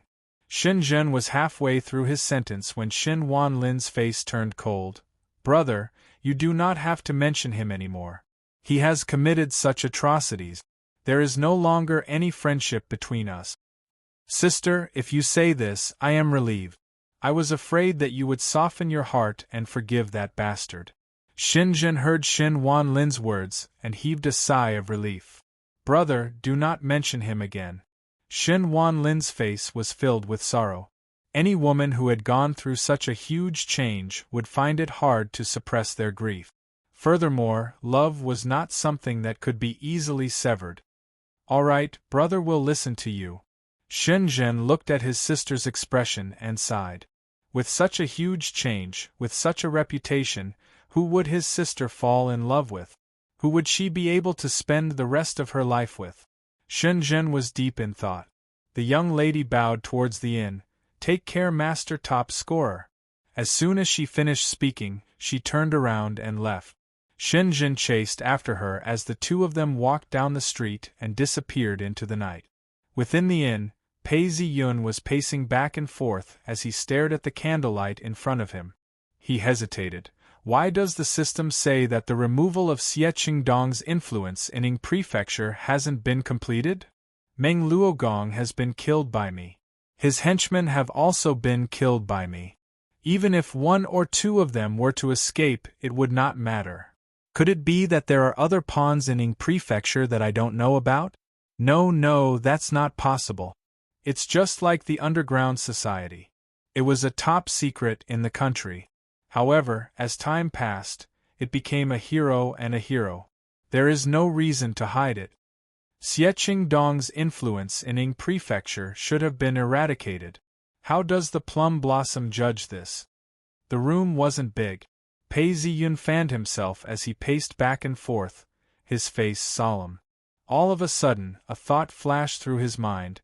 Could it be Shi Muzhong that I've met before? Thinking up to this point, Pei Ziyun frowned. This man had appeared multiple times to kill him. Perhaps the system had judged him to be part of Ying Prefecture. But this Mr. Shi had hidden himself very well. How was he going to find him and kill him? Pei Ziyun thought to himself as he pressed down on his sword. I have to return to my sect and borrow some resources from them. Although it was difficult to investigate in the past, now that I've eliminated the main powers in Ying Prefecture, there are fewer targets left.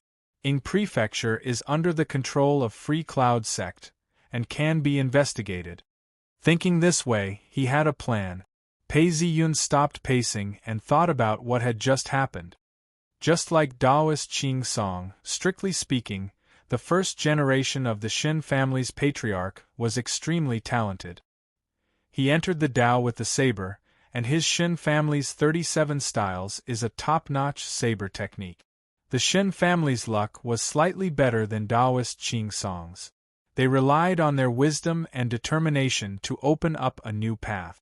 Their descendants inherited it, and the second generation gave birth to the 8 techniques of clarity.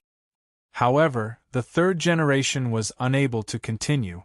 Although the 8 techniques of clarity could open up the gates of heaven, the techniques after becoming a Yin master were still very shallow, and could not be considered a Dao sect. This 8 techniques of clarity is not worth the effort. Besides, I have Free Cloud Sect's Dao arts, and this is a crucial time for me to advance. I cannot afford to lose my foundation. Of course, the main reason is that I have no legacies. If I had, I might not have been able to resist.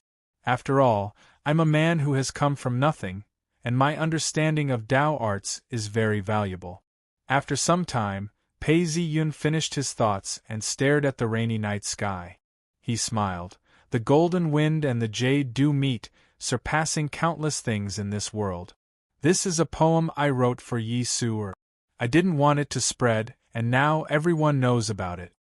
Indeed, even a Dao sect would not be able to resist gossip. Shenzhen had a direct or indirect relationship with Yi Su-er's sect. That's right, if he didn't have the support of other Dao sects, even if Shenzhen had the 8 techniques of clarity, it would be difficult for him to succeed. This time, killing Meng Luogong was a sudden ambush.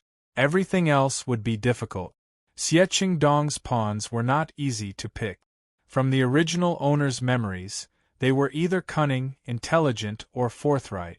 But now they were all on guard and would be difficult to eradicate. Within a secret chamber, Shi Muzhong was sitting cross-legged. All of a sudden, he opened his eyes and coughed. He tasted something sweet in his throat and knew that he was coughing up blood. Young Master Xie's fate has shifted again, and a corner has fallen. My master and Xie Qingdong's fate is intertwined. If one falls, all of us will fall, and if one prospers, we will prosper together. I'm afraid something big has happened. Just as he was about to leave, Qin Gao was pacing back and forth anxiously. When he saw Shi Muzhong, he stepped forward. Advisor Shi, something big has happened. What happened? Shi Muzhong heard Qin Gao's words and frowned. In Prefecture's Nanyuan County's Meng Luogong has been killed. Qin Gao spoke hurriedly, his face was filled with panic. When Shi Muzhong heard this, his expression changed as well. Meng Luogong was young Master Xie's main pawn in Ying Prefecture, and had a certain amount of luck. Many years ago, his master had read his fortune and nurtured him. How could he have died so suddenly? No wonder Shi Muzhong had a premonition earlier. Give me the report. Shi Muzhong looked at Qin Gao as Qin Gao handed him the report. Shi Muzhong took the report and didn't bother looking at it outside. He then returned to his secret chamber. Qin Gao followed him inside as well. Shi Muzhong flipped through the report carefully, his forehead beaded with sweat. Qin Gao then spoke out. Advisor Shi, Pei Ziyun's route was very obvious. He went straight to Nanyuan County and killed Meng Luogong. Meng Luogong used Zhang Ping's connections to board Ji Beiho's ship, but it was useless. However, I heard that Ji Beiho's son interceded on his behalf. Since they were fellow disciples of the same sect, he spared Zhang Ping, who was engaged to Shen Wanlin. However, Zhang Ping and the fairy gang, who were originally on the fence, switched allegiance to Ji Beiho, and were no longer under young Master Xie's command.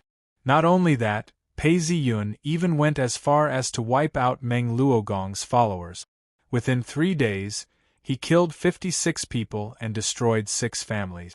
Young Master Xie's influence in Ying Prefecture was wiped out in one fell swoop. Qin Gao's body trembled as he spoke. I didn't expect Pei Ziyun to be so ruthless. When he was attacked in the southern kingdoms, he immediately retaliated. The moment he returned to Ying Prefecture, Meng Luogong and his followers were all killed. We didn't even have time to react. It's obvious that Pei Ziyun knew that Meng Luogong was one of us. Qin Gao stared at Shi Muzhong. Although they hadn't known each other for long, he could tell that this man was a very calculative and decisive person. Today, Shi Muzhong was pacing back and forth in his room. Qin Gao stared at Shi Muzhong. Although he hadn't known Shi Muzhong for long, he knew that Shi Muzhong was good at calculating and making decisions. Today, he was pacing back and forth in his room, which showed that his heart was not at peace.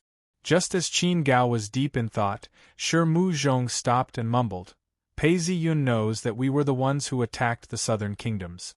That's not surprising. How did he know that Meng Luogong was one of us? Does Pei Ziyun have a secret intelligence network? Even if he had a secret intelligence network, he wouldn't be able to find out who we had planted so many years ago. Could it be that there's another person like Master? Shi Muzhong was still deep in thought when Qin Gao spoke. Advisor Shi, Meng Luogong belongs to a local sect. Although his status isn't high, he has many eyes and ears. Now that he's been uprooted, our Ying Prefecture will be in deep trouble. When Shi Muzhong heard this, he gave a bitter smile. Looks like I'm not as good as Master. Not only did I fail to accomplish the task that young Master entrusted to me, I've even suffered heavy casualties.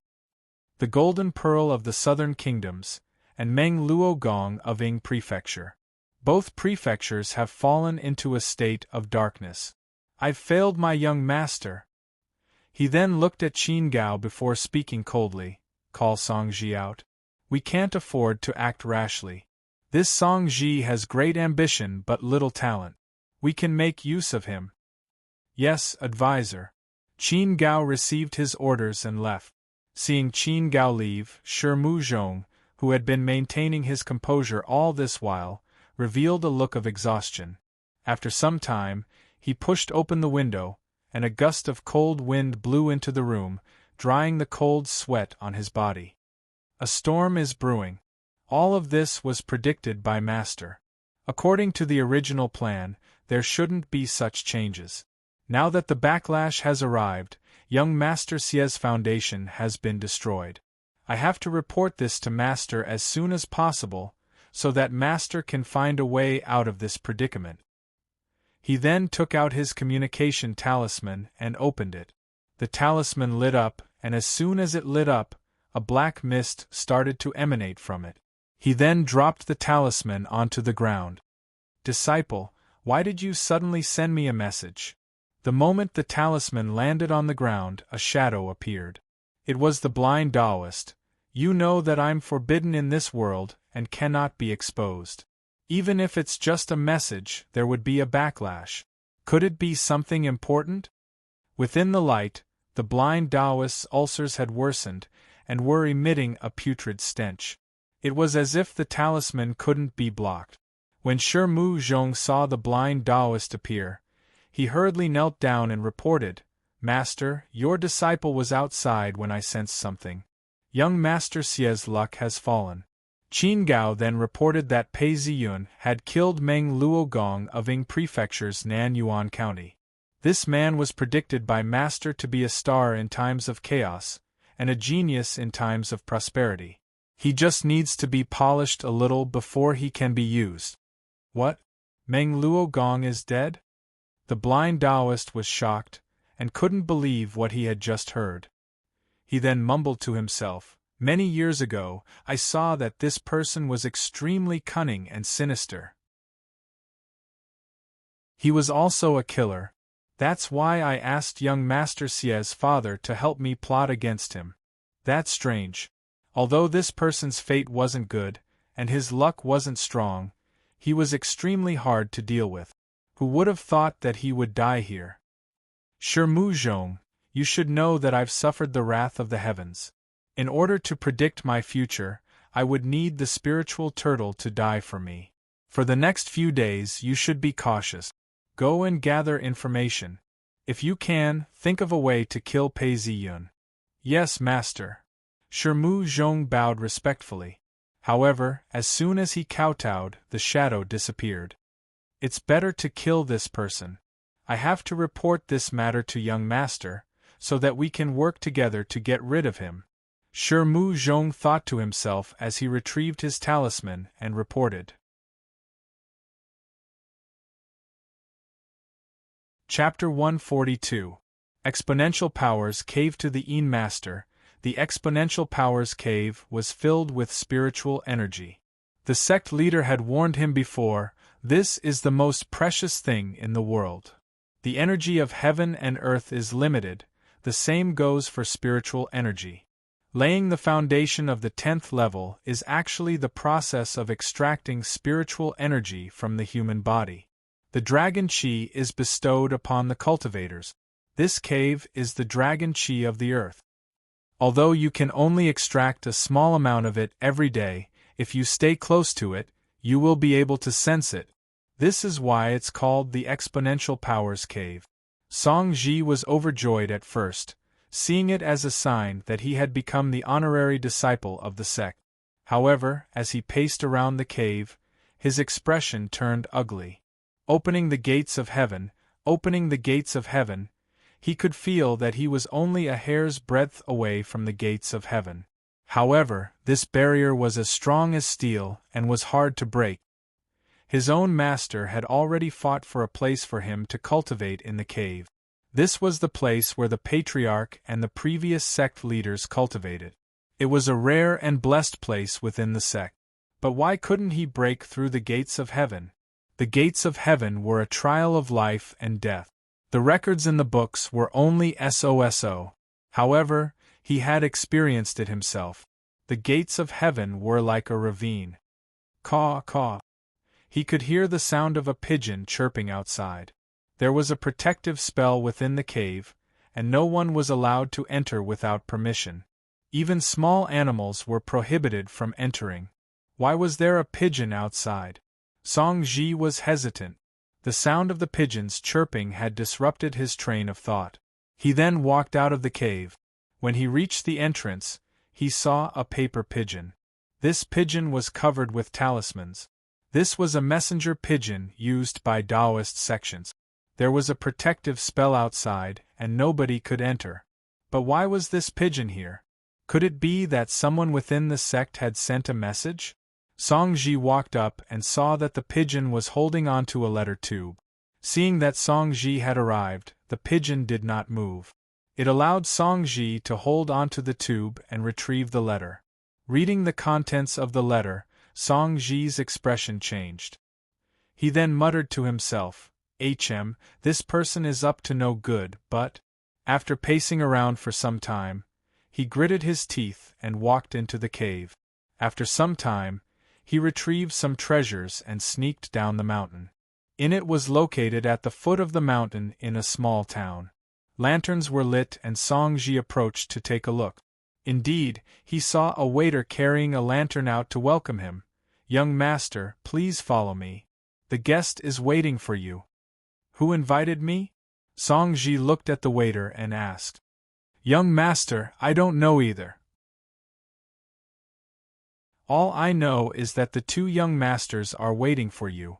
They gave you a painting and said that when you arrived, they would invite you upstairs," the shop assistant said with a pained expression. "Bring me up," Songji said to the waiter after a moment of hesitation. "Young master, please."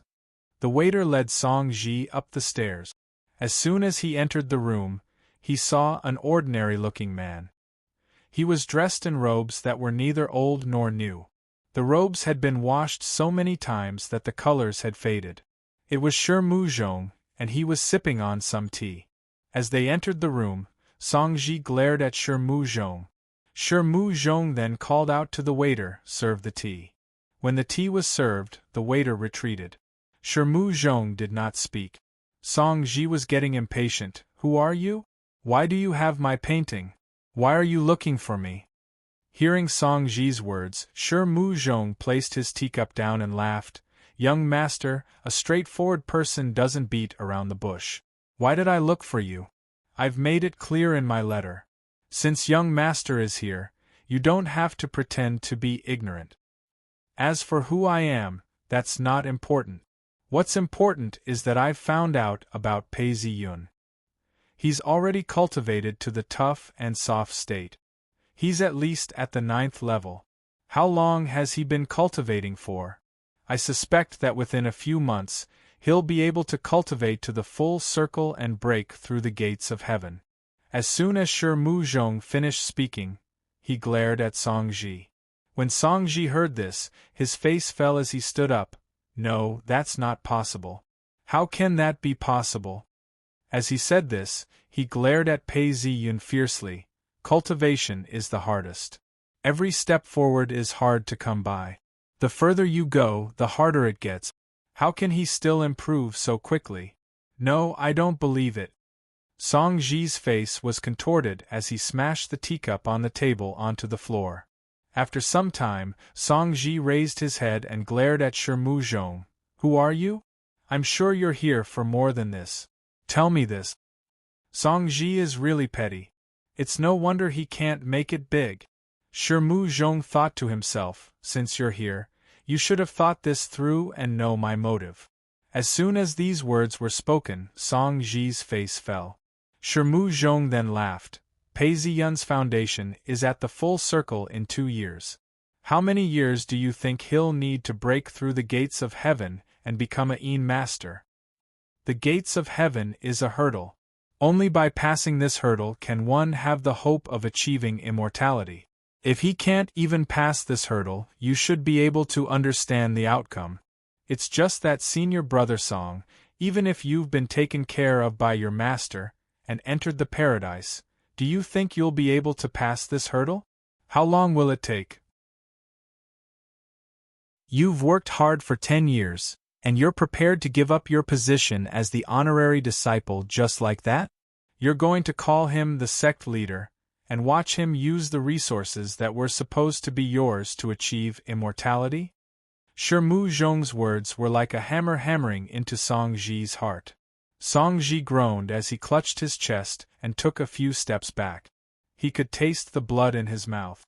At this point, his eyes were cold as he glared at Mu Zhong. Don't talk nonsense. Why are you trying to sow discord between us? Ha ha. Mu Zhong laughed out.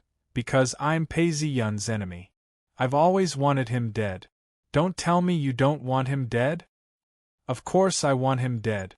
But we're from the same sect, and our fights are internal conflicts. Even if there's hatred between us, it's fair and square. As Song Ji spoke, the blood in his chest was boiling. He couldn't control it any longer as he swallowed it down. Mu Zhong looked at Song Ji and laughed. Just now, he didn't hide the fact that he was Pei Ziyun's enemy. He knew that this was the best way to convince Song Ji.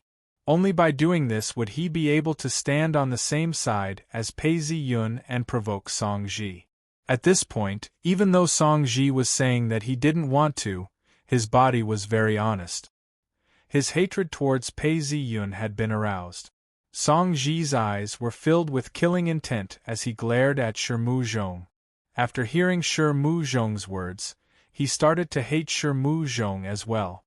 Mu Zhong seemed to have predicted that Song Ji would react this way. Seeing the venomous look in Song Ji's eyes, Qing Fengyun laughed. Oh yes, I have a piece of news that might be of help to you.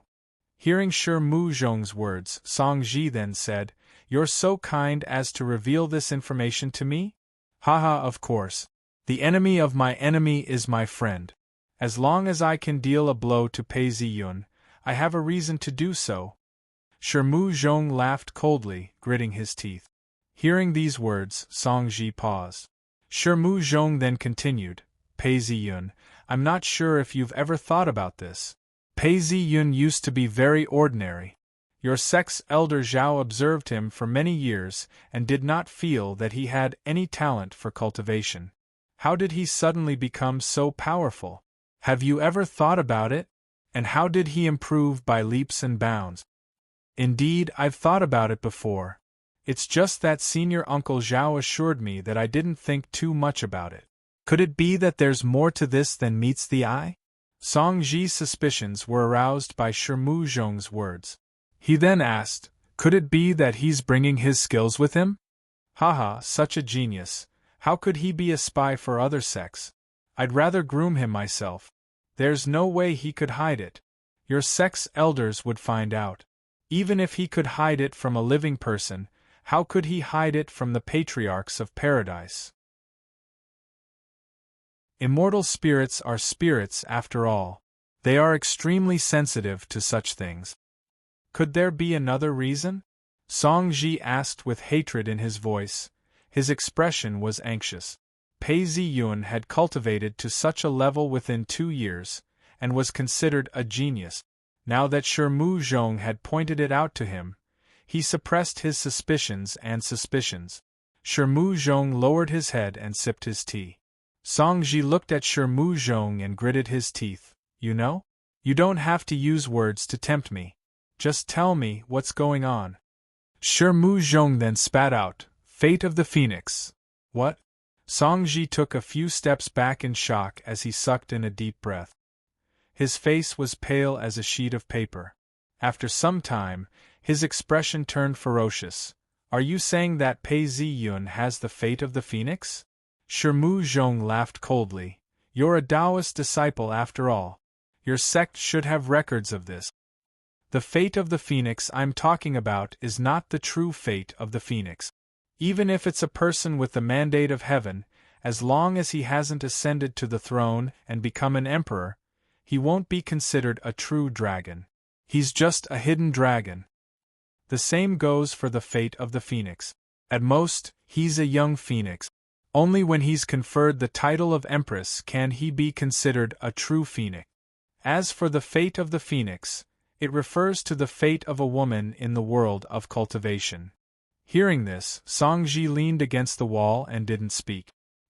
His face was filled with suspicion as he looked at Mu Zhong. He wanted to see if there was anything on Mu Zhong's face, but he couldn't. He then lowered his head and tried to recall. Shirmu Zhong looked at Song Ji and laughed coldly. Young Master Song, are you still suspecting me? But this is what I should do. I'm sincere. There are some things that you can investigate yourself and you'll understand. Seeing that Song Ji still didn't speak, Shirmu Zhong laughed and handed over a communication amulet. There was an image of an anchor on it and he placed it on the table. Young Master Song, when you've thought it through, contact me.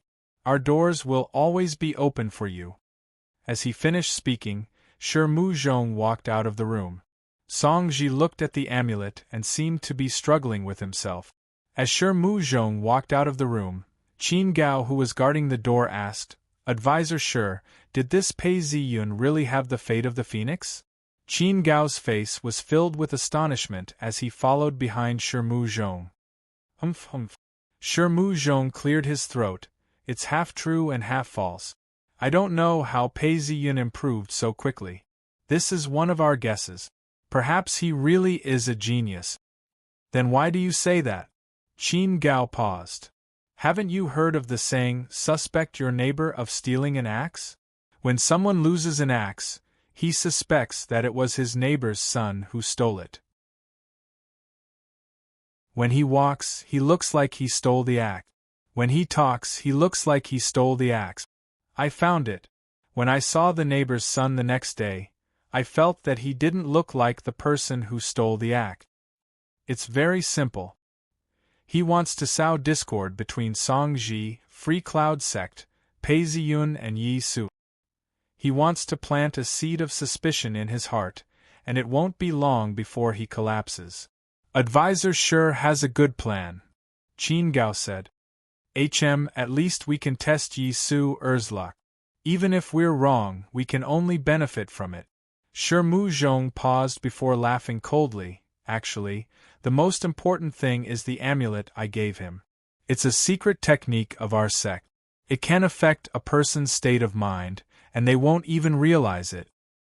Hearing these words, Qin Gao was enlightened and was convinced. Mr. Shi is a genius.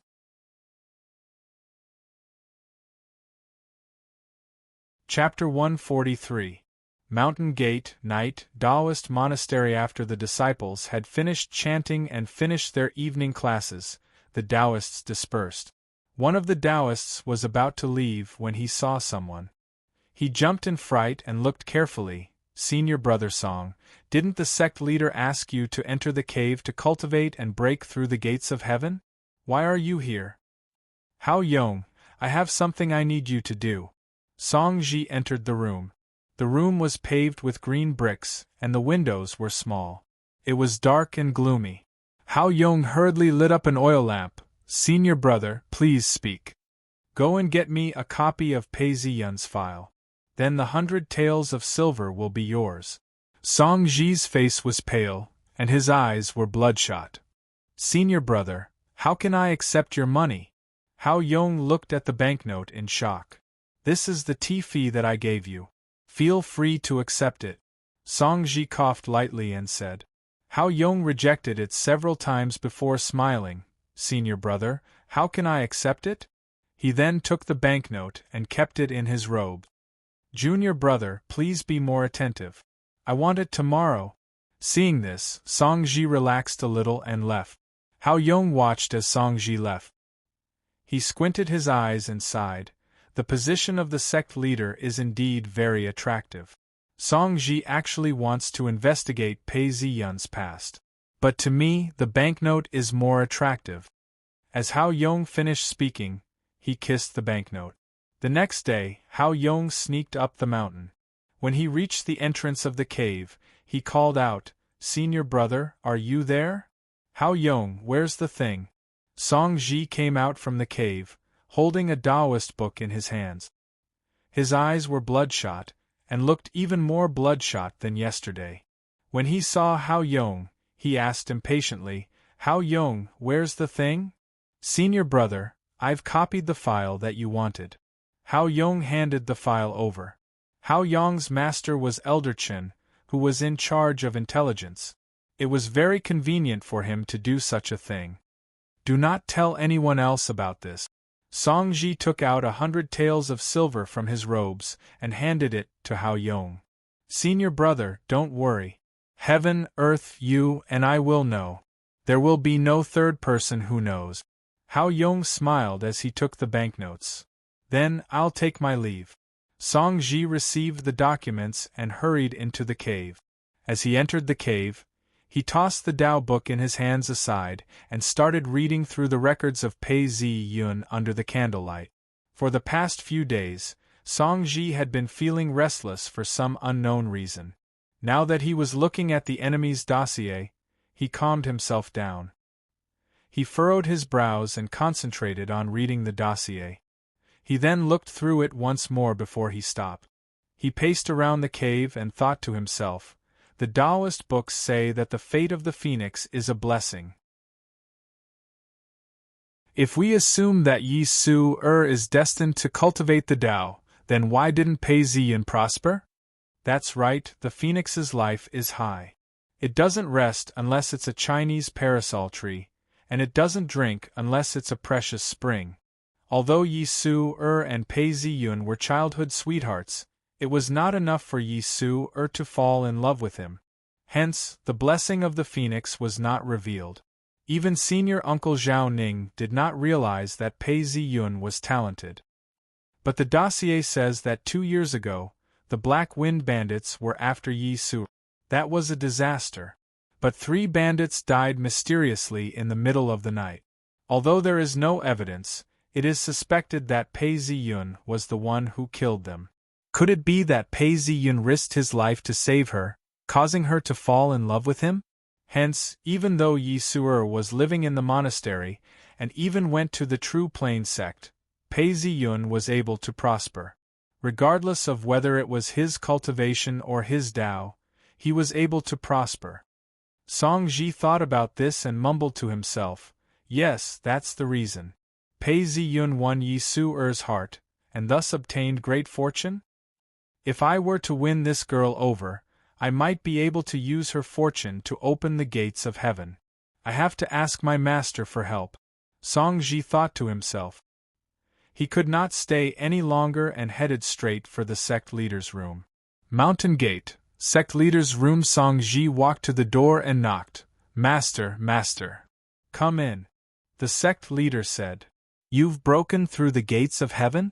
Seeing Song Ji enter the room, the sect leader opened his eyes and asked, This exponential powers cave has only allowed the sect leader and the sect leader to enter. You've already made an exception. Since you haven't broken through, why did you come out? Song Ji looked at the sect leader and did not reply. Instead, he asked, Master, are there really people who are fated to be phoenixes in this world? The sect leader frowned and asked, This is a person who is fated to be a phoenix. Why would you ask such a question? Could it be that you've met such a person? Master, let me take a look at this dossier, and the words I've written on it. Song Ji said as he handed the dossier over to the sect leader. Seeing the dossier, the sect leader was displeased. Such a dossier was only accessible to sect elders. How did it end up in his hands? However, he still took the dossier and read it. He then heard Song Ji say, Master, look. Although Yi Su and Pei Ziyun were childhood friends, they did not fall in love with each other. Hence, there were no abnormalities. Initially, sect elder Zhao was prepared to give up on Pei Ziyun. But after the incident with the Black Wind sect, Yi Su fell in love with him. Although she left, Pei Ziyun immediately became an elementary scholar and top scorer. Not only that, Pei Ziyun's Tao skills improved by leaps and bounds. He was able to master any Tao arts the moment he learned them, and was able to master them the moment he started practicing. In 2 years, he had reached the 9th level. Song Ji's eyes lit up as he looked at the sect leader. Master, do you think Yi Su is fated to be a phoenix? Hearing Song Ji's words and looking at the dossier, the sect leader's eyes were filled with shock. Part of it was because his guess made sense, but most of it was because he could not believe that his own disciple had become like this. He then asked coldly, Then what do you want? Hearing this, Song Ji's face lit up and he hurriedly said, Master, can you help me propose to Yi Suer? As long as I can marry this girl, I can break through the gates of heaven and become a Een master. Hearing these words, the sect leader's face fell. Song Ji, who was immersed in his own fantasies, did not notice. He even seemed to be dancing with joy. The sect leader's heart turned cold. Could it be that Song Ji was trying to break through and had gone mad?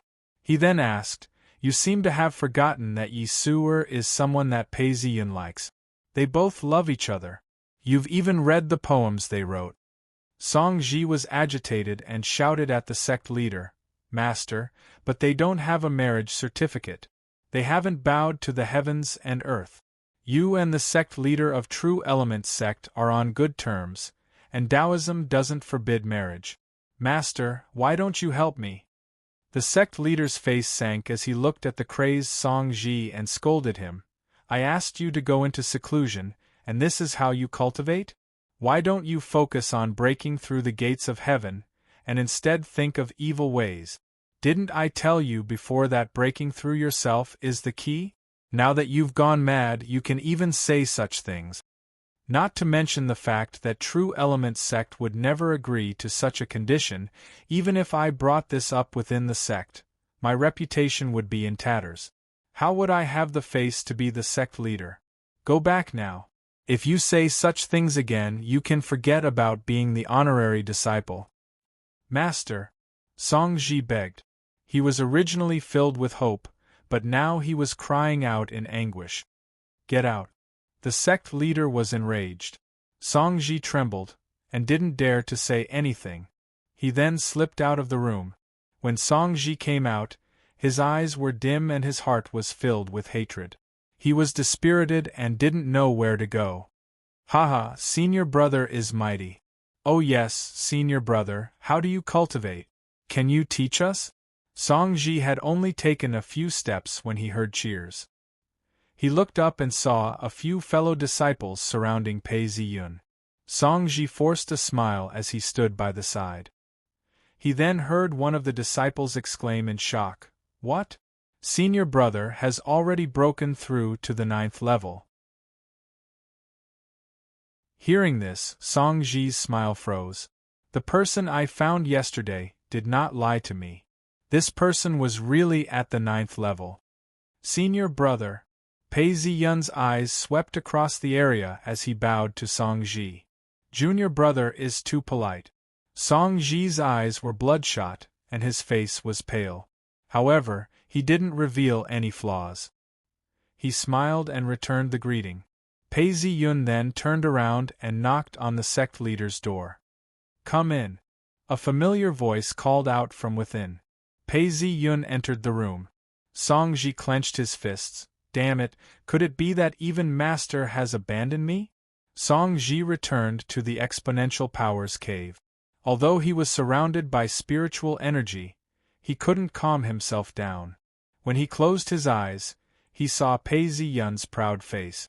When Pei Ziyun entered the sect leader's room, the sect leader's face was twitching. He was still angry.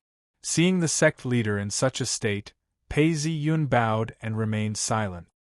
So Ziyun is here. What's the matter?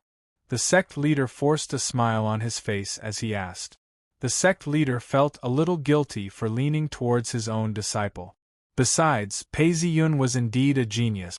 If he were to stay in the sect, even if he didn't become the sect leader, he would still be able to bring glory to the sect.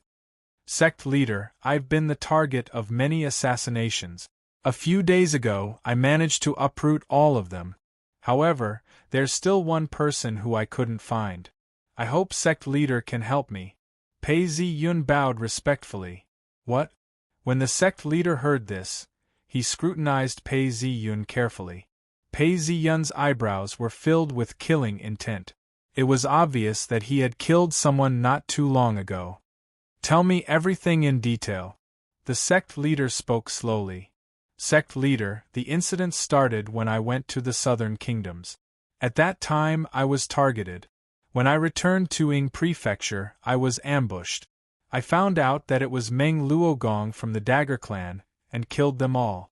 However, we're still missing a mastermind, and have yet to find him. Damn it, he dared to assassinate our Free Cloud sect disciples in Ing Prefecture. He deserves to die. But do you know the face of this person, or any other special traits? The sect leader pondered for some time before speaking. Pei Zi-yun replied, Sect leader, I have a portrait of this person. I've seen him once before. Sect leader, please take a look. Pei Zi-yun retrieved a scroll from his robes and handed it over. The sect leader opened the scroll, and a middle-aged man's face appeared on the scroll. Is this the person? Yes, sect leader. This is the person. Pei Zi-yun replied. Good, I understand. As long as this person is still in Ing Prefecture, I will find him for you. The sect leader said. Thank you, sect leader. Pei Zi-yun bowed respectfully and retreated. The sect leader watched as his shadow disappeared, and the door closed behind him. He then sighed, Songji, oh Songji. You have Pei Zi-yun's temperament. Why should I worry about you? As soon as he finished speaking, he retrieved a talisman and tapped it. Sect leader. The figure on the other side of the talisman spoke to the sect leader. Elder Chen, I have something for you to do. Someone tried to assassinate Pei Zi-yun. Go and investigate this person and find out what happened. The sect leader spoke from within the room, his voice getting softer and softer. When Elder Chen heard this, he replied, Sect leader, I will do my best.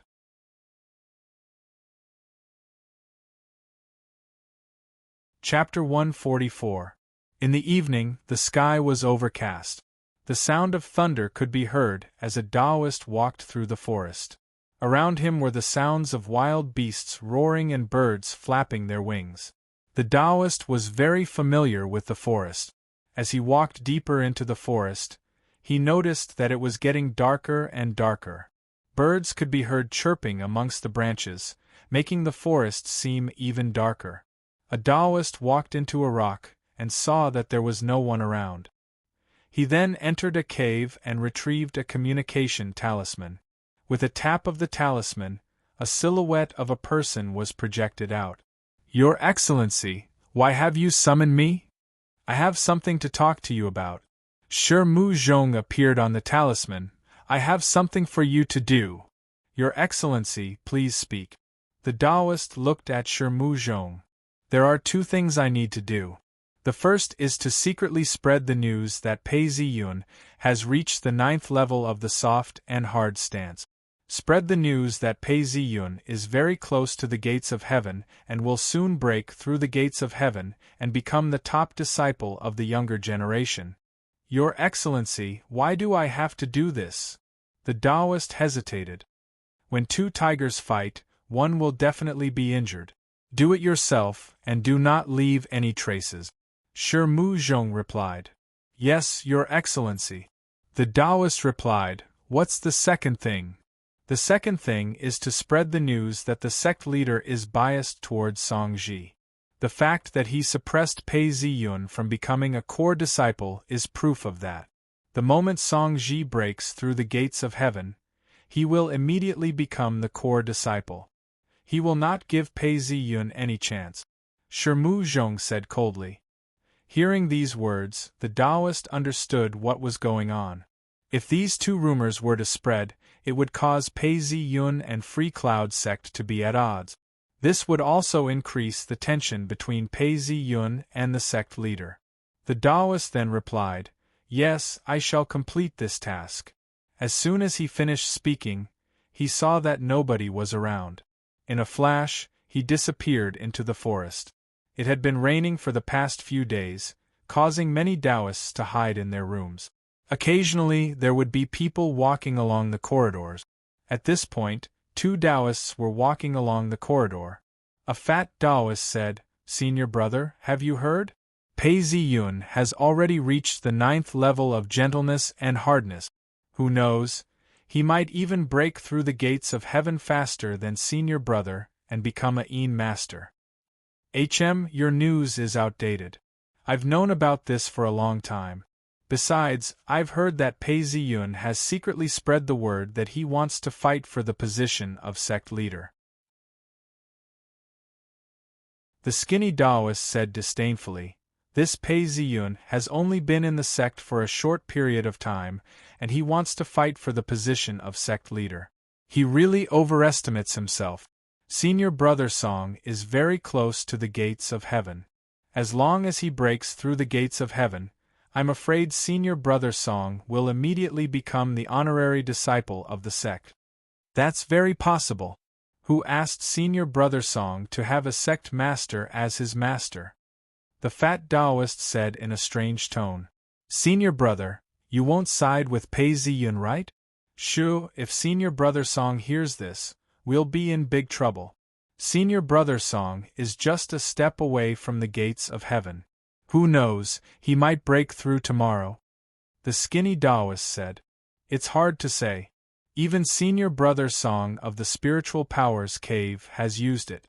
But it's been a few months, and he still hasn't broken through the gate of heaven. Does he really think it's easy to break through the gate of heaven?"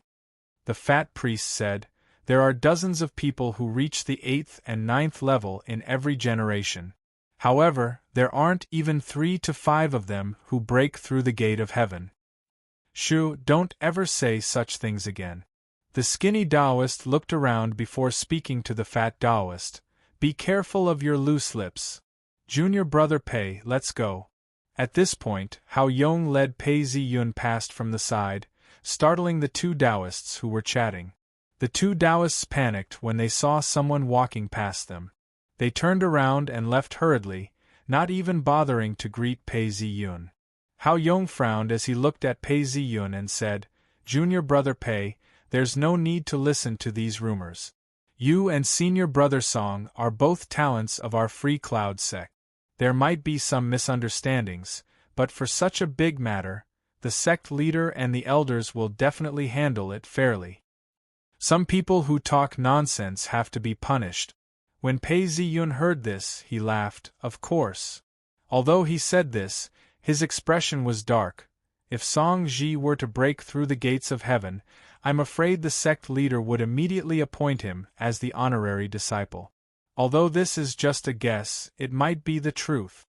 It was the same in his previous life. Of course, there wasn't much competition in his previous life. However, if Song Ji were to break through the gates of heaven, the sect leader would appoint him as the honorary disciple. Even if there's an order from the elders, they can't stop the news from spreading within the sect. I'm afraid I'm not the only one who heard about this. If Song Ji were to hear about this, he would definitely think of a way to break through the gates of heaven. That would increase the number of variables. Since this concerned the path of Tao, he had to think of a way to deal with it. Looks like I have to improve quickly and break through the gates of heaven. This would prevent the sect leader from forcing Song Ji to take over. Senior Brother Hao, I suddenly remembered that I have something to do. I have to go back. Pei Ziyun said. Seeing Pei Ziyun's actions, Hao Yong did not react in time. Junior Brother. Seeing Pei Ziyun leave, Hao Yong's expression turned ugly.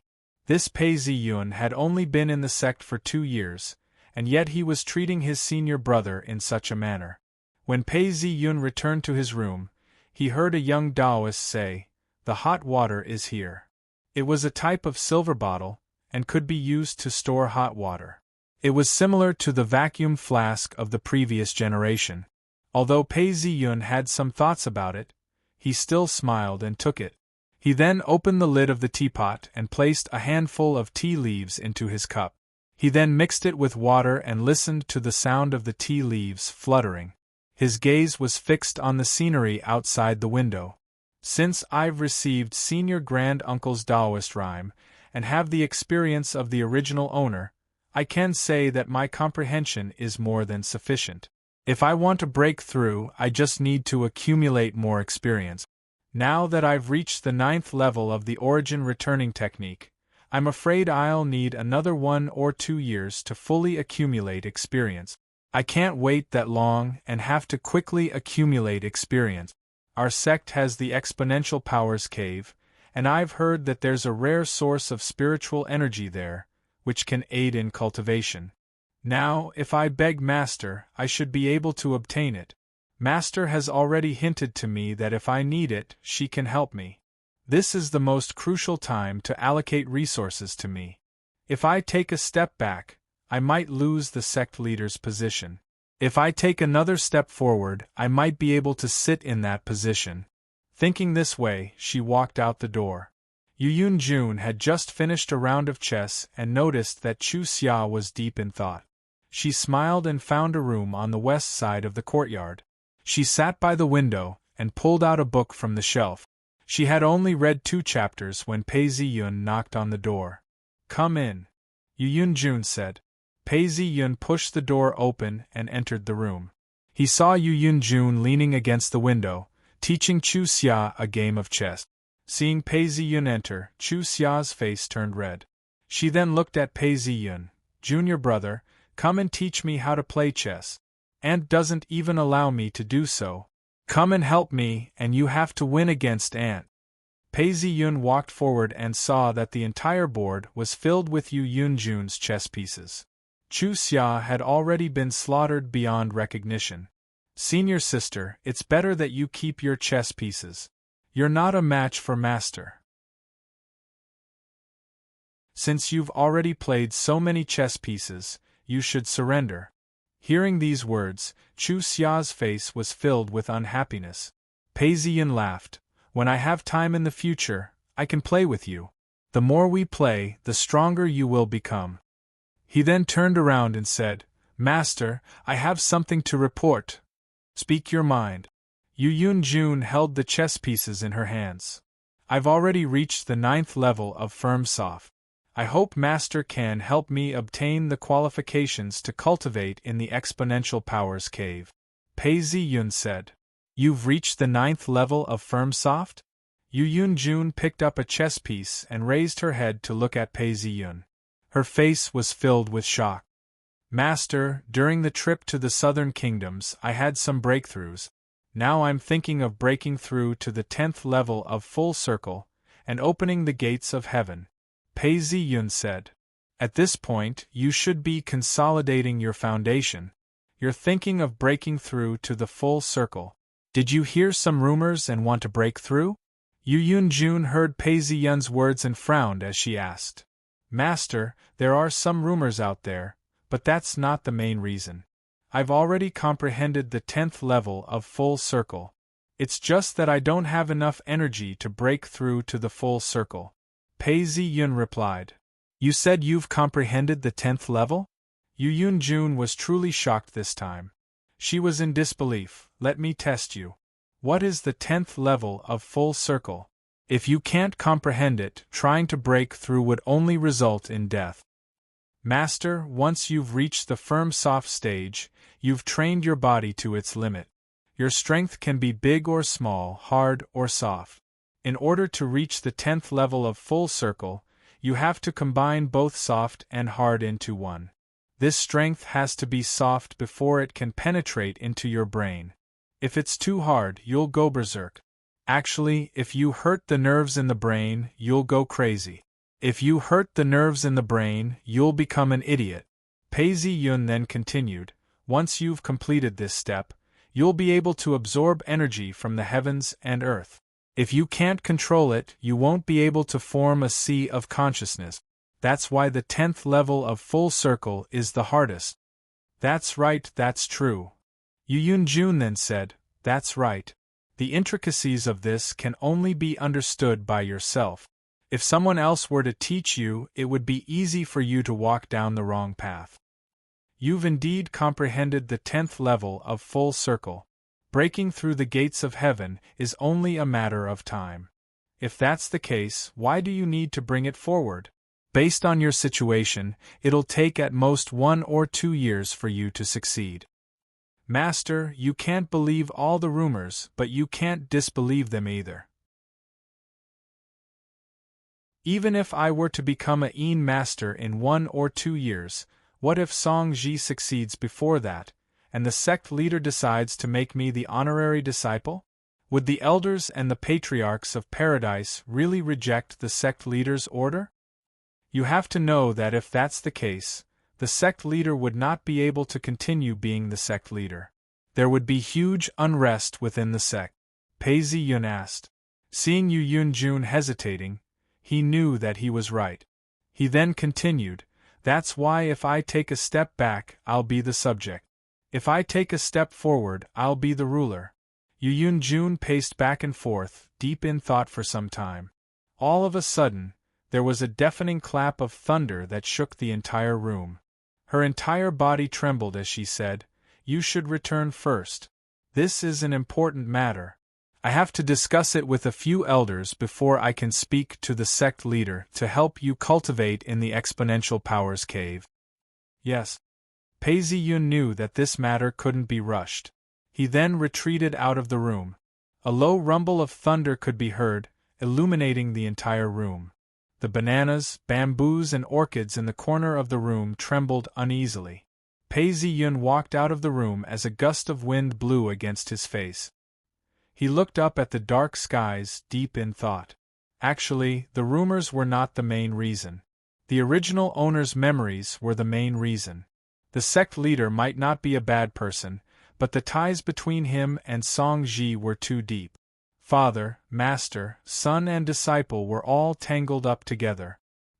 He could not rely on the sect leader's impartiality in this matter.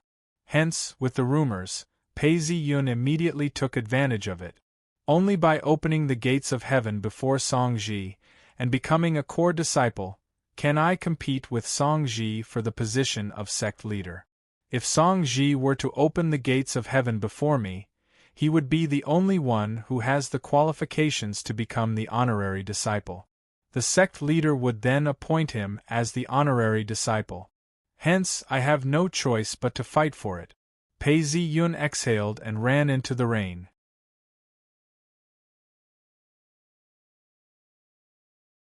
Chapter 145. True Element Sectet was located in the East Spirit Gorge. It was a mountainous area. The mountain was not tall, but there were hills and gentle slopes. A Taoist temple was built on top of it, and its name was True Element Sect. The True Element Sect was built in the 19th year of the Great Jin Dynasty. It was destroyed by the previous dynasty, and was rebuilt after 7 years. Devotees could only come to the mountain gate, the Imperial Monument Pavilion, the front tower and the Hall of Wind and Rain. Aunt Yisuer entered the back and saw that the water was green and slippery. From afar, she could hear the sound of a zither, making the hall seem even more serene. She entered and saw a lady playing the zither. Yisuer listened for a long time, and when she stopped, she called out, Aunt. The lady frowned. Call me master in the sect. Master. Yisuer said obediently. Suer, why aren't you cultivating? Why are you here? The lady looked at Yisuer. Her hair was tied up in a high bun, and she wore a white jade hairpin. She was dressed in green, and had a cold expression on her face. Yes, master. I heard that you want to go to Peach Blossom Origins Monastery. I want to go too. Yisuer shook her hand. The lady was the sect leader of True Element Sect. She felt a headache coming on, and knew that she could not spoil her. She then said, But it has only been a year and a half since you laid the foundation. Have you forgotten our promise? Yisuer's eyes were filled with hope. Hearing her aunt say this, she stepped forward and held her hand. Master, but I've already cultivated to the 7th level. Besides, I've been training every day. I'm bored. Let me go. What? You're not at the 6th level? When did you break through to the 7th level? The lady heard Yisuer's words.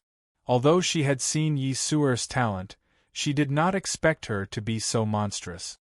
Master, I just broke through recently. Please check. Yisuer extended her hand and said. The lady touched Yisuer's hand. Indeed, she was at the 7th level. Seeing her aunt like this, Yisuer knew that she was moved. She hurriedly said, Aunt, I beg of you. The lady helplessly said, All right. If you want to relax, that's fine. But you have to listen to me. Seeing that her aunt had agreed, Yi Su-er happily stepped forward and kissed her aunt on the cheek. "Thank you, aunt." Wiping away the saliva on her face, the lady stretched out her hand and knocked on Yi Su-er's head. She looked at Yi Su-er with a faint smile. "You look so happy. Are you thinking of going to meet your lover in secret?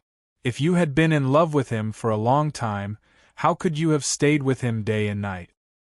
Hearing these words, Yi Su-er looked at her aunt. She saw that her aunt did not seem to be angry. Instead, she seemed to be reminiscing the past. Could it be that her aunt also had a period of unforgettable love? Suddenly, he remembered that he had inadvertently overheard the private conversation between the sisters in the sect. They said that his aunt had a deep love affair with a minister in the imperial court. However, she couldn't have both the imperial chi and Dao karma. She missed the opportunity, so she never married. Perhaps it was true? Just as Yi Su-er was thinking, the sect leader turned around and walked away. Halfway through, she looked at Yi Su-er and said, "Su-er, follow me." Yi Su-er finally reacted and hurriedly followed after the lady. Angelica, ginseng, lingji, panax noto ginseng, deer antler and knotweed. Pei Zi-yun placed all these herbs in front of the cauldron. The cauldron was opened and the herbs were poured into the cauldron one by one. The entire room was filled with the strong smell of herbs, making anyone who smelled it cough. "Cough, cough, senior brother, are you going to concoct the 6 flavors pill?" a young Taoist asked. "Of course, this pill is very nourishing. I can use it after I finish cultivating." Pei Zi-yun carefully concocted the proportions of the herbs. "Senior brother, I haven't studied much in the pill mantra, but the 6 flavors are very nourishing. The knotweed has some poison in it. If I eat it, will it affect my body?" The young Taoist frowned and asked. Pei Zi-yun placed the herbs into the cauldron and said, "That's why I need a cauldron to remove the poison." "Senior brother, so you need a cauldron to remove the poison." The young Taoist finally understood. He had borrowed this Taoist from the sect to assist Pei Zi-yun in concocting pills. "Congratulations, senior brother, on concocting a good pill. It will help your cultivation level improve greatly." The young Taoist smiled. Usually, not many people concocted pills. This was the first time he had seen someone concoct pills and wanted to learn from them. When Pei Zi-yun heard these words, he gave a bitter laugh. "How can it be so easy? Without 9 layers of gentleness, there's no way I can concoct pills. My inner energy cannot be used to remove the poison in the cauldron. But once I've opened the gates of heaven and become a Een master, I will no longer need these pills that increase my physical strength. The value of these pills is very low, much less immortal pills." Hearing Pei Zi-yun's words, the young Taoist frowned. "Senior brother, what's the reason for that? In the early stages of establishing a foundation, it's extremely weak. It's only in the later stages of establishing a foundation that we can use this pill. Once we've opened the gates of heaven, we won't need it. Besides, look at how expensive this pill is. It cost me 50 taels of silver. That's why it's useless. Not many people are interested in it. If it's effective, why aren't there many people concocting pills within the sect? So that's how it is. Senior brother, are there no immortal pills in this world?" The young Taoist had obviously heard of the legends of immortal pills and asked disappointedly. "There are." "Really?" The young Taoist's eyes were filled with hope. "It's true. There are spiritual objects in this world, and they contain spiritual energy. The secret to concocting pills is to combine them with other ingredients, so that people can digest them directly. The highest quality ones can even be digested directly by mortals. But this is just a legend. Spiritual energy from heaven and earth produces extremely rare spiritual objects. Don't even think about it. Are you saying that disciples like us can't obtain them?" the young Taoist asked. "I don't know either. There's no record of this in the sect," Pei Zi-yun replied. "These spiritual objects were filled with spiritual energy. Even if there were any, they would usually be moved to paradise. How could they be used to concoct pills? How could they be used to concoct pills? Pei Ziyun didn't say anything. He then instructed the young Taoist, "The next step is to refine the pills. Go and guard the door for me." As Pei Ziyun finished speaking, he started chanting incantations. The pill furnace started to emit ding-dang-dang-dang sounds. Under the furnace, the medicinal ingredients started to take shape. This was something that the senior grand uncle and the original owner of the body had in their memories. Pei Ziyun was very familiar with this process. Ding! Pei Ziyun then stopped. Within the furnace, 10 pills were formed. They were crimson red and emitted a fragrant scent. Pei Ziyun stepped forward and retrieved the pills. He placed them in a bottle and sniffed them. He then took one and swallowed it. After some time, he opened his eyes. What a pity, what a pity! Without the spiritual energy from heaven and earth, no matter how I refine the pills, they are still ordinary pills. They are just supplements without any side effects. To ordinary people, they might be useful. But to me, who has reached the 10th level, they are useless. Indeed, even if I don't give up, it would be a waste of time. The fire is still considered pure. I can give it to my mother and use it to improve her health. It's not a waste. Pei Ziyun thought to himself, just like what I said earlier, if concocting pills was useful, there would be plenty of people concocting pills. I wouldn't even have a chance. In this world, only places like the Exponential Powers Cave can benefit from spiritual energy.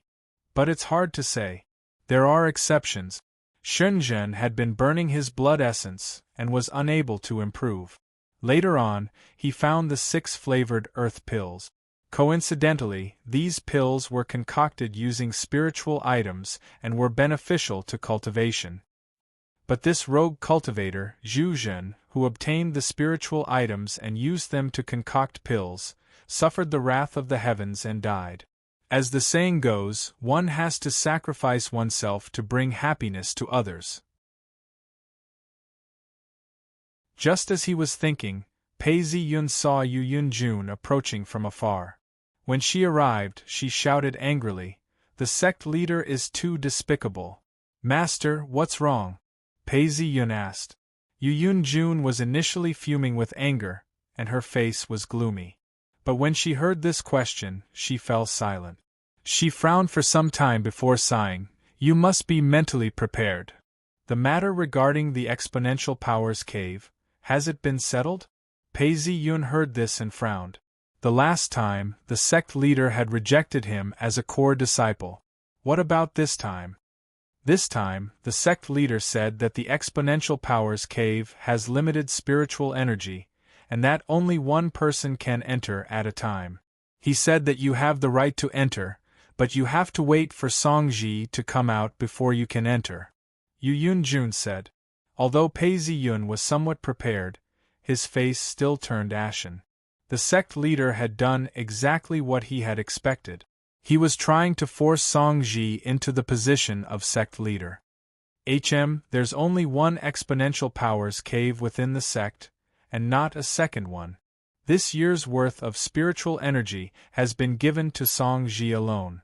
This is blatant favoritism. Pei Ziyun said angrily. Yu Yunjun was angry as well, but also helpless. She paused before saying, "At least wait for a year. The sect leader wants to support Songji, and hopes that he can break through the gates of heaven and become a Yin master within half a year. Elder Zhao supports me, but the sect leader doesn't want to go against him. He only wants to delay it for half a year. We have no other choice." "Who?" Pei Ziyun paced a few steps before letting out a long sigh. He didn't speak.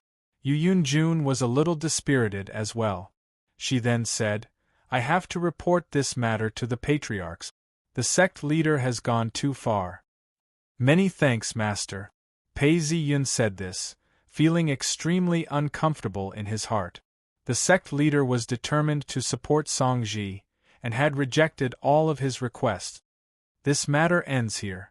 However, there's been some progress on the matter that you wanted to investigate. Yu Yunjun said as she handed over a piece of paper. There were several names and addresses written on the paper. There's no need to look at me. Although the sect leader has rejected the Exponential Powers Cave's request, he has managed to find out who you wanted to investigate. Yu Yunjun's expression was filled with regret. Pei Ziyun paused. This was his request the last time, and the sect leader didn't want to make things difficult for him. As long as he didn't interfere with Song Ji's ascension to the position of sect leader, the sect leader still had high hopes for him. AI. He then sighed heavily and picked up the piece of paper to take a closer look. There were several addresses written on the paper. He then laughed coldly. Taoist monastery, residential residence, dental institute, and shops. They are really hidden in the wilderness. If I were to look for them myself, I don't know how long it would take. He then saw a familiar name and paused. Qin Gao? This man is Xie Qingdong's chess piece in Yong Prefecture. He's the second person I wanted to kill. I didn't expect him to come to Ying Prefecture. It seems like I've killed Meng Luogong, which alarmed young Master Xie. He then sent this man to investigate. Or is he trying to get rid of me? Just as he was deep in thought, Yu Yunjun spoke out. There are some clues that point these people to Bailey County, which is close to our mountain. These people have settled down there, and Shi Muzhong is here as well.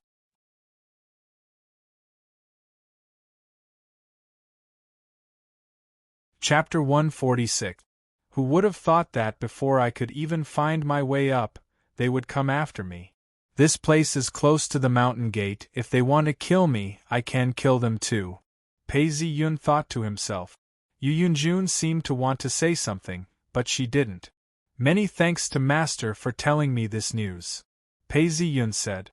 I still have to give you a piece of advice. As a Taoist, you should focus on your cultivation. All these killings are akin to walking on the path of life and death. You have to be careful. Yu Yunjun looked at him as she spoke. Master, I know what I'm doing. It's just that I don't know why Shi Muzhong tried to assassinate me multiple times. There's only one way to be a thief for 1,000 days, and not to guard against a thief for 1,000 days. I have no choice but to get rid of him.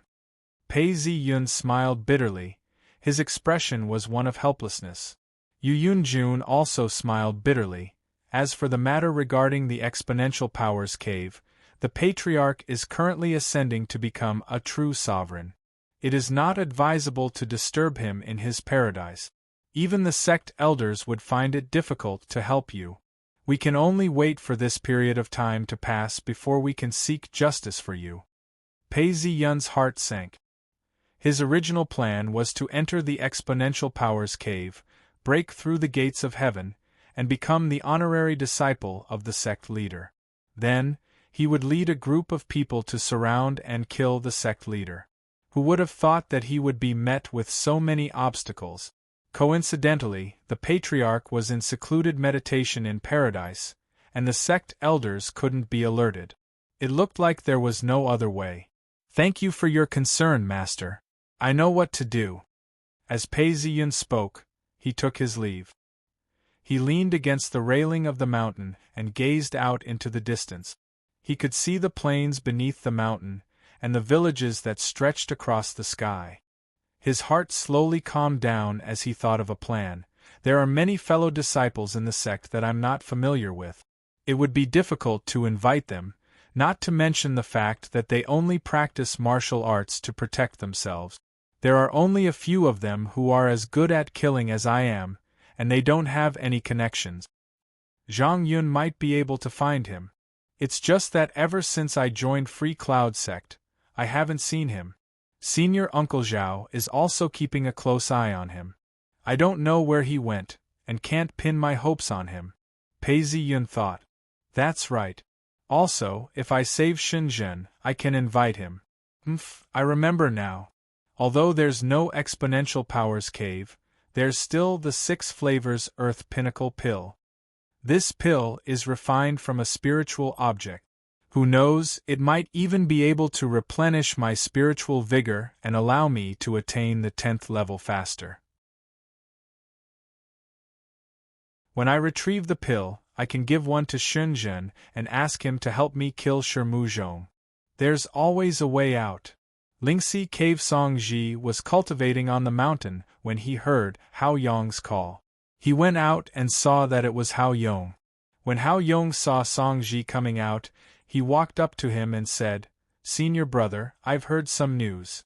Pei Ziyun asked the sect leader to look for someone, and I've found some news. Take a look." Hearing Hao Yong's words and seeing Hao Yong's greedy look, Song Ji took out another 50 taels of silver from his bosom and handed it over. His heart ached as he thought to himself, "The money I've saved up has almost been squeezed dry by this person." Hao Yong's cheeky smile was the result. "Thank you for the reward, senior martial brother." As he spoke, he handed over a piece of paper. "In the future, you have to continue to supervise me. I won't mistreat you." Song Ji took it and looked at Hao Yong.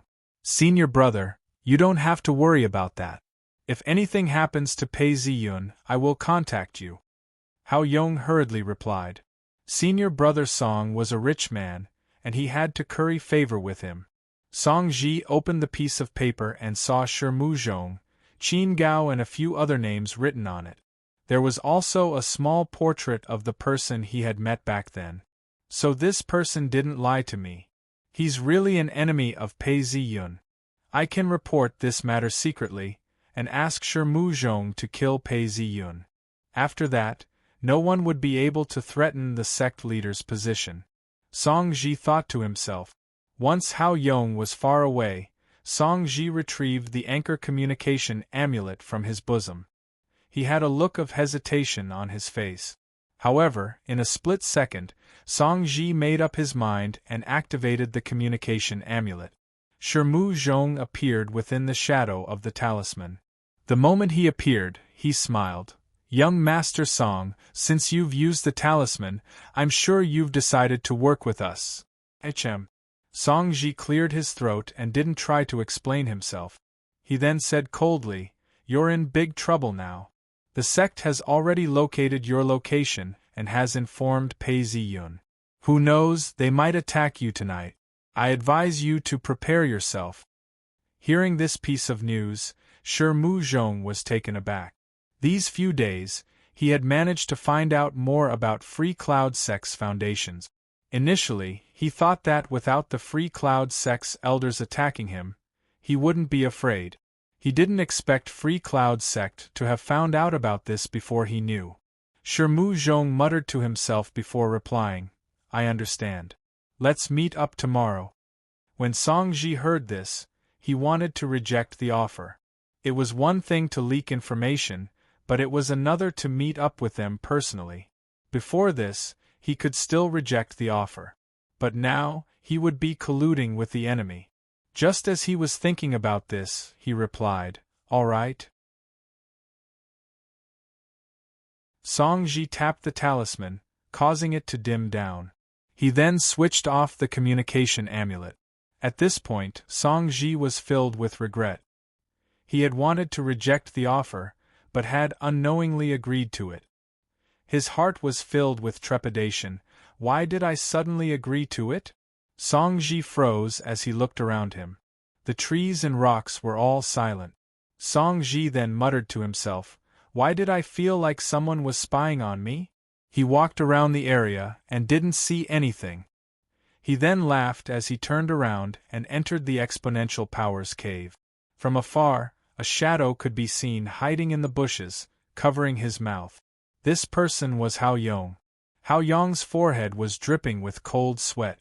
After a long time, he finally heaved a sigh of relief. Peeking around, he realized that there was no one around. He then dashed down the mountain. Hao Yong had already left. However, he remembered that he had heard a piece of news and wanted to share it. Who knows, he might be able to exchange it for some money. I didn't want to hear such a secret. When Hao Yong reached the bottom of the mountain, he heaved a sigh of relief. His face was filled with disbelief. How could this be? Senior brother Song Ji had colluded with outsiders and betrayed his fellow disciples? It was normal for fellow disciples to fight for position within the sect. However, colluding with outsiders to harm one's own was something that no sect would tolerate. This is too big. Should I report this to Master? Hao Yong thought to himself, no way. If Song Ji were to reveal the fact that I sold him information, I would be in deep trouble. What should I do? Hao Yong walked slowly back to his own room, deep in thought. Along the way, several fellow disciples greeted him, but he didn't notice. When he reached his room, Hao Yong closed the door and paced back and forth. What should I do? Although this person was greedy, he had grown up within the sect. He was willing to sell information to Song Ji for two reasons. Firstly, it was for the money. Secondly, Song Ji was at the 10th level of perfection. As long as he could break through the gates of heaven, he would definitely be promoted to the position of honorary disciple by the sect leader. Hao Yong was confident that he could rely on Song Ji in advance. However, he didn't expect Song Ji to be so audacious as to collude with outsiders. This was a huge taboo. If this were to be exposed, even the sect leader would find it hard to protect Song Ji. Hao Yong himself would be implicated as well. What should I do? What should I do? Hao Yong paced back and forth in his room. He had never thought of colluding with outsiders to betray his own sect. Big senior brother, you've caused me so much trouble. Hao Yong stood still and looked up at the ceiling as he mumbled to himself. Within a secret room, Mu Zhong's face was solemn as he placed the talisman in his hands down, deep in thought. Qin Gao, who was beside him, had a serious expression on his face. I didn't expect this person to be so cunning and decisive. He even asked his own sect to investigate us. Although young master isn't afraid of Free Cloud sect, we're still within their territory. This is extremely dangerous. Mr. Shi, why don't we retreat first and wait for the situation to die down before we come back to kill him? Qin Gao was extremely worried as he placed his hand on his sword. Mu Zhong looked at Qin Gao and didn't speak. He held the talisman in his hands and paced back and forth in the secret room, as if he was trying to figure out what was going on. Recently, Free Cloud sect's informants have spread some secret news.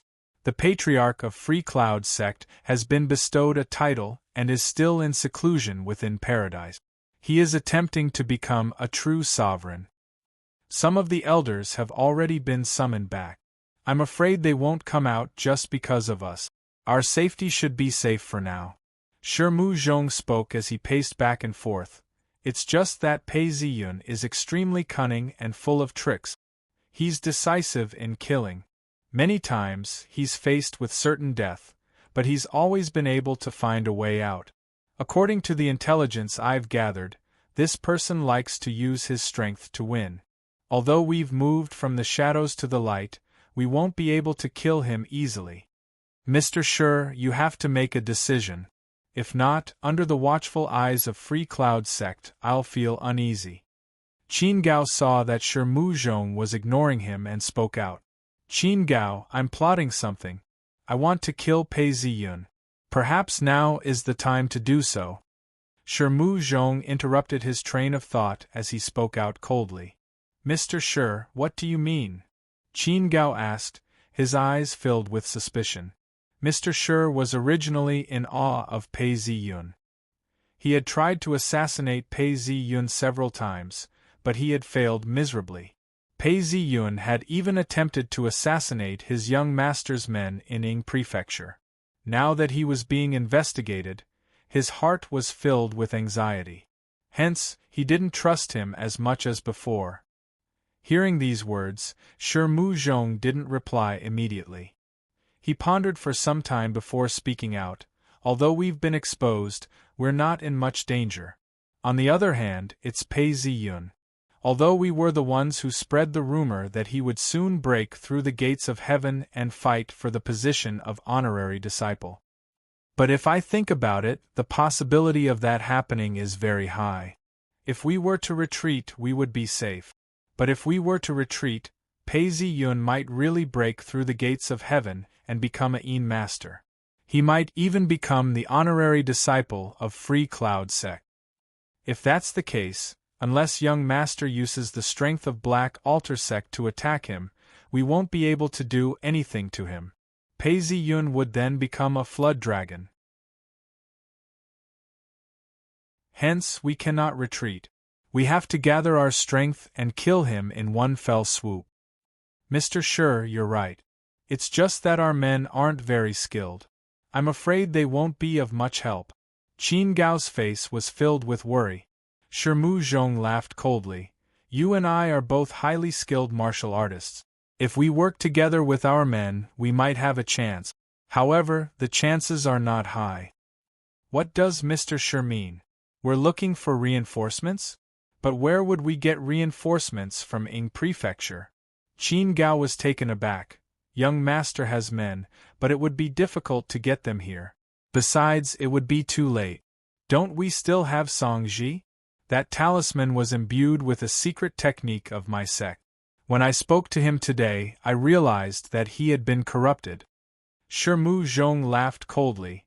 As long as we can influence him, we can cause him to lose his mind and do the opposite.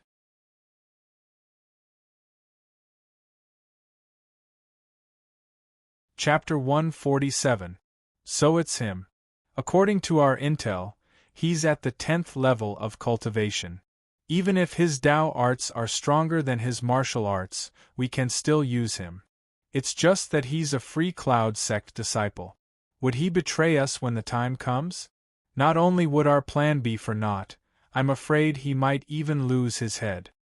Qin Gao pondered for some time and was somewhat worried. Don't worry. Master only has 3 talismans in his possession. Before he left, Master knew that there would be a calamity, and thus gave one to me. Shi Zhong heard Qin Gao's suspicions and said, This sort of corrosion is a curse. It's caused by the hatred in his heart. The deeper his hatred is, the more corrosive it becomes. Now that the corrosion is so deep, I'm sure his hatred for Pei Zi-yun is no less than ours. Shi Zhong waved his hands and said, Furthermore, we have to force him to do something against his will. When that happens, even if he comes to his senses, he won't be able to leave. Mr. Shi's plan is truly brilliant. For Pei Zi-yun's sake, you've used this treasure on him. For young master's sake, Mr. Shi is very considerate. Qin Gao looked at Shi Zhong as he spoke. When Pei Zi-yun sees that his own senior brother is about to kill him, I wonder what expression he'll make. Shi Zhong laughed out as he thought about this. When that happens, I'm sure his expression before he dies will be very interesting. Qin Gao laughed out as well. The two of them had suffered many defeats over the past few days, and were extremely dissatisfied with Pei Zi-yun. Shi Zhong then waved his hands and said, Even if that's the case, we'll only be able to kill him. We'll have to force him into our ambush and force him into our trap. Only then can we take the initiative and kill him. We can't allow Pei Zi-yun to ambush us from the shadows and cause us to run for our lives. Oh, what does Mr. Shi have in mind? Please tell us. Qin Gao's eyes gleamed as he listened to Shi Zhong. Actually, he knew that losing so many times wasn't his fault. Let's do this. Shi Zhong leaned close to Qin Gao's ear and explained his plan. When Qin Gao heard Shi Zhong's plan, he was extremely impressed. Mr. Shi can even think of such a plan. I'm impressed. When the time comes, we won't have to worry about not being able to kill Pei Zi-yun. Mountain Gate every year, on the 3rd day of the 10th month, it was the time of the founding master, Immortal Shanqing. Oh, now it was the time of Immortal Shanqing's worship ceremony. At this time, not only would people from 100 miles around offer incense, there would also be merchants arriving early. They would set up stalls along the foot of the mountain and set up a continuous market. Within a few miles, it would be filled with people selling incense, performing, divining, and playing gongs and drums. It was very noisy. It wasn't just the ordinary devotees. This year, the true sovereign was being conferred the title of true sovereign. The magistrate of the prefecture and the magistrate of the county had come to congratulate them. Under such circumstances, Pei Ziyun could not leave. Hence, he became a part of the welcoming party. Pei Ziyun was a top scorer, and was well known throughout the lands. He had even been granted an audience with the emperor. To the officials, even the sect leader was just a lowly Taoist. However, when it came to Pei Ziyun, they treated him as one of their own. The magistrate came to congratulate them before leaving. The magistrate of the county, the magistrate, and the other officials of the county had also set up 10 tables. Although the magistrate was a 7th-ranked official, he was only a high scholar. Hence, Pei Ziyun was on friendly terms with the other officials. In Pei Ziyun's original world, vegetarian banquets didn't exist. Emperor Wu of the Liang dynasty worshipped Buddhism, and established it as the national religion. He built many temples and temples. In the end, there were hundreds of thousands of monks who did not engage in production, and instead enjoyed the wealth of the people. Now that there was no Emperor Wu of the Liang dynasty in this world, there were no vegetarian banquets in the monastery. Although the food was light, there were still meat and fish. The banquet lasted until the afternoon. After accompanying these people, Pei Ziyun finally had some free time. He noticed that the front hall was still bustling with people, and the incense was burning hot. He hurriedly left the hall and arrived at a tall rock. Looking back, he saw that the main hall was tall and majestic. The rest of the pavilions were hidden amongst the pine trees and cypress trees. Pei Ziyun sighed. Now that I've been conferred the title of true sovereign, the officials have donated 3,000 taels of silver. If I include the ordinary devotees, I'm afraid that's 5,000 taels of silver. Although it's only held once a year, the amount of money spent on incense alone is 10,000 taels of silver. This amount of money is more than enough to support the hundreds of people in this monastery. Furthermore, it can be renovated every year. It's no wonder that it's so beautiful. After walking for another few hundred miles, a gust of wind blew past. Looking at the clouds, Pei Ziyun felt refreshed. At this point, Yu Yunjun came looking for him. Seeing him from afar, she called out to him and said, "Today there's good news. There's news of your childhood sweetheart." "Master, could it be that Yi Su-er has come to Free Cloud sect?" Pei Ziyun asked hurriedly. "I don't see you being so filial to me. All you do is think about your childhood sweetheart." "She didn't come to Free Cloud sect, it's just that." Yu Yunjun paused at this crucial moment. Pei Ziyun heard Yu Yunjun's words, and a thought came to his mind. At this point, he realized that his master hadn't finished speaking. He looked at his master's expression and hurriedly patted Yu Yunjun's shoulder. "Master, hurry up and tell me." You ah. Yu Yunjun looked satisfied and was about to continue when a voice rang out, "Aunt, don't tell him. He's been in the sect for so long, and yet he doesn't know how to be filial to his senior sister." Chu Xia stood up and looked at him coldly. She was extremely displeased. "Senior sister, I saw a toy the last time, but it's too big. I'll buy it for you next time," Pei Ziyun hurriedly said. "Hm." Chu Xia was still not satisfied. "I don't want a toy." "Alright, Chu Xia, stop messing around. Ziyun, Yi Su-er has already arrived at Peach Blossom Origins Monastery." Yu Yunjun then said, "This monastery's name was given by you years ago. Peach Blossom Origins." "Many thanks, master." Pei Ziyun heard this and his face was filled with joy. Don't be too anxious. Yi Su-er's master, Taoist Su Qing, has brought her down the mountain. She's currently staying at Peach Blossom Origins Monastery. Taoist Su Qing is just like her name suggests. You might not be able to meet her if you go. Yu Yunjun said. "I'll be able to meet her eventually. Help me apply for a leave of absence. After all, I've already received Jin Shin." Pei Ziyun excused himself and turned around to leave. He felt that it was a good time to look for pills. Seeing his shadow disappear down the mountain path, Yu Yun-jun's face was filled with melancholy. All of a sudden, she heard someone sobbing. She turned around and saw Chu Xia crying not too far away. "Little Xia, come into my arms," Yu Yun-jun said as she pulled Chu Xia into her arms. "Aunt, I'm already 14 years old. Why does junior brother still treat me like a child?" Chu Xia heard her aunt's words and threw herself into Yu Yun-jun's arms while crying. "Jia." Pei Ziyun steered his horse forward, causing the surrounding trees to move behind him. For the past 2 days, he had been galloping towards Peach Blossom Origin's monastery. Nay. Pei Ziyun turned a corner and continued forward. In front of him was the Peach Blossom Forest.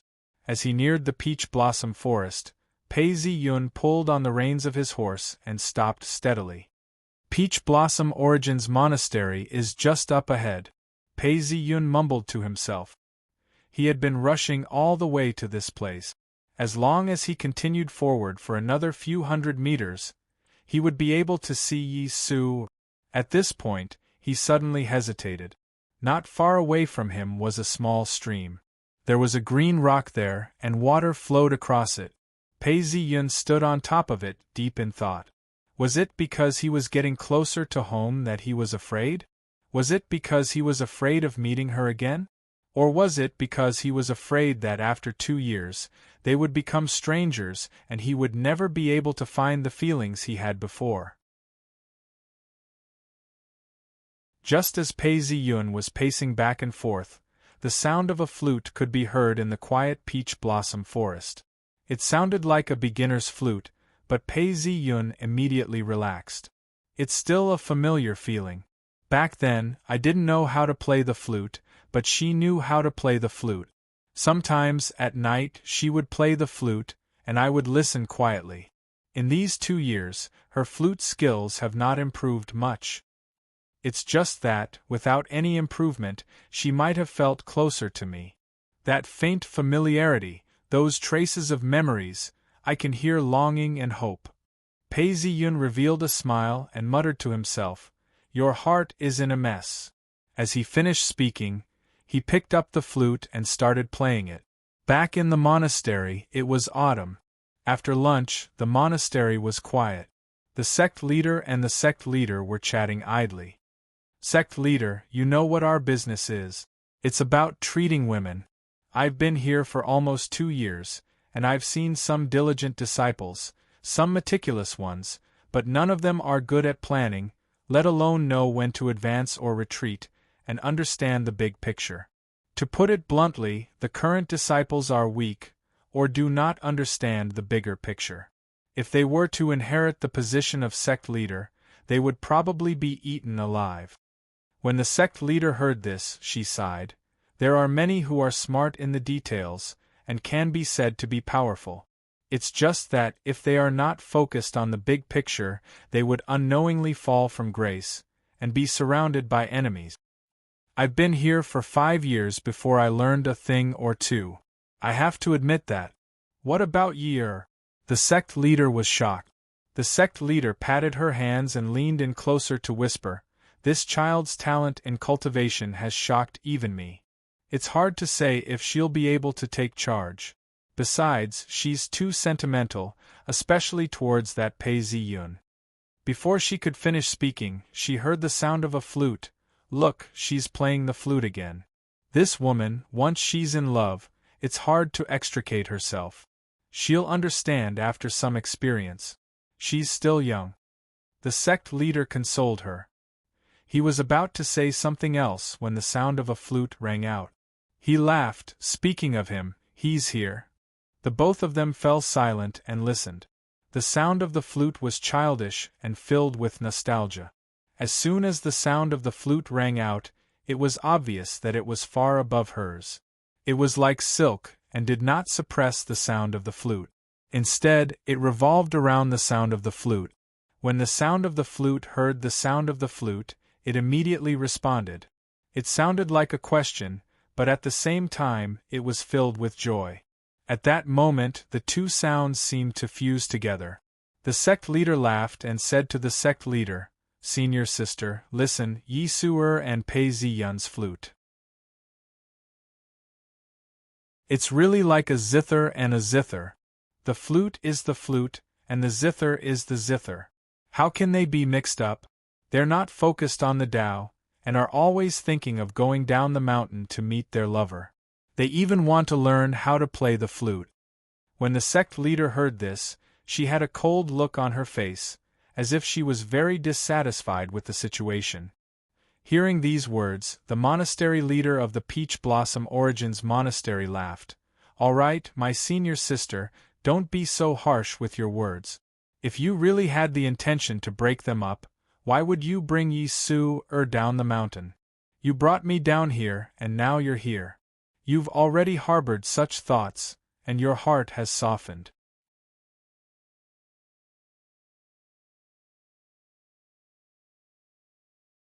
Chapter 148. Nonsense. Even if I did, my niece is the only daughter of our sect apart from me. Pei Zi-yun has to teach her a lesson. If not, how would he know how to cherish her? Yes, senior sister. I'll let you do all the good things, but leave all the bad things to me. Before this, when you took Yi Su-er away, you gave me a 3-year promise. I'm afraid that Pei Zi-yun hates me, and thinks that I was the one who kidnapped and sold Yi Su-er. The monastery leader said. When I found her, I was very excited. I didn't want her to be entangled with mortals. I didn't expect that in the blink of an eye, he had already reached the 9th level of cultivation, and was nearing the threshold of the gates of heaven. The sect leader sighed.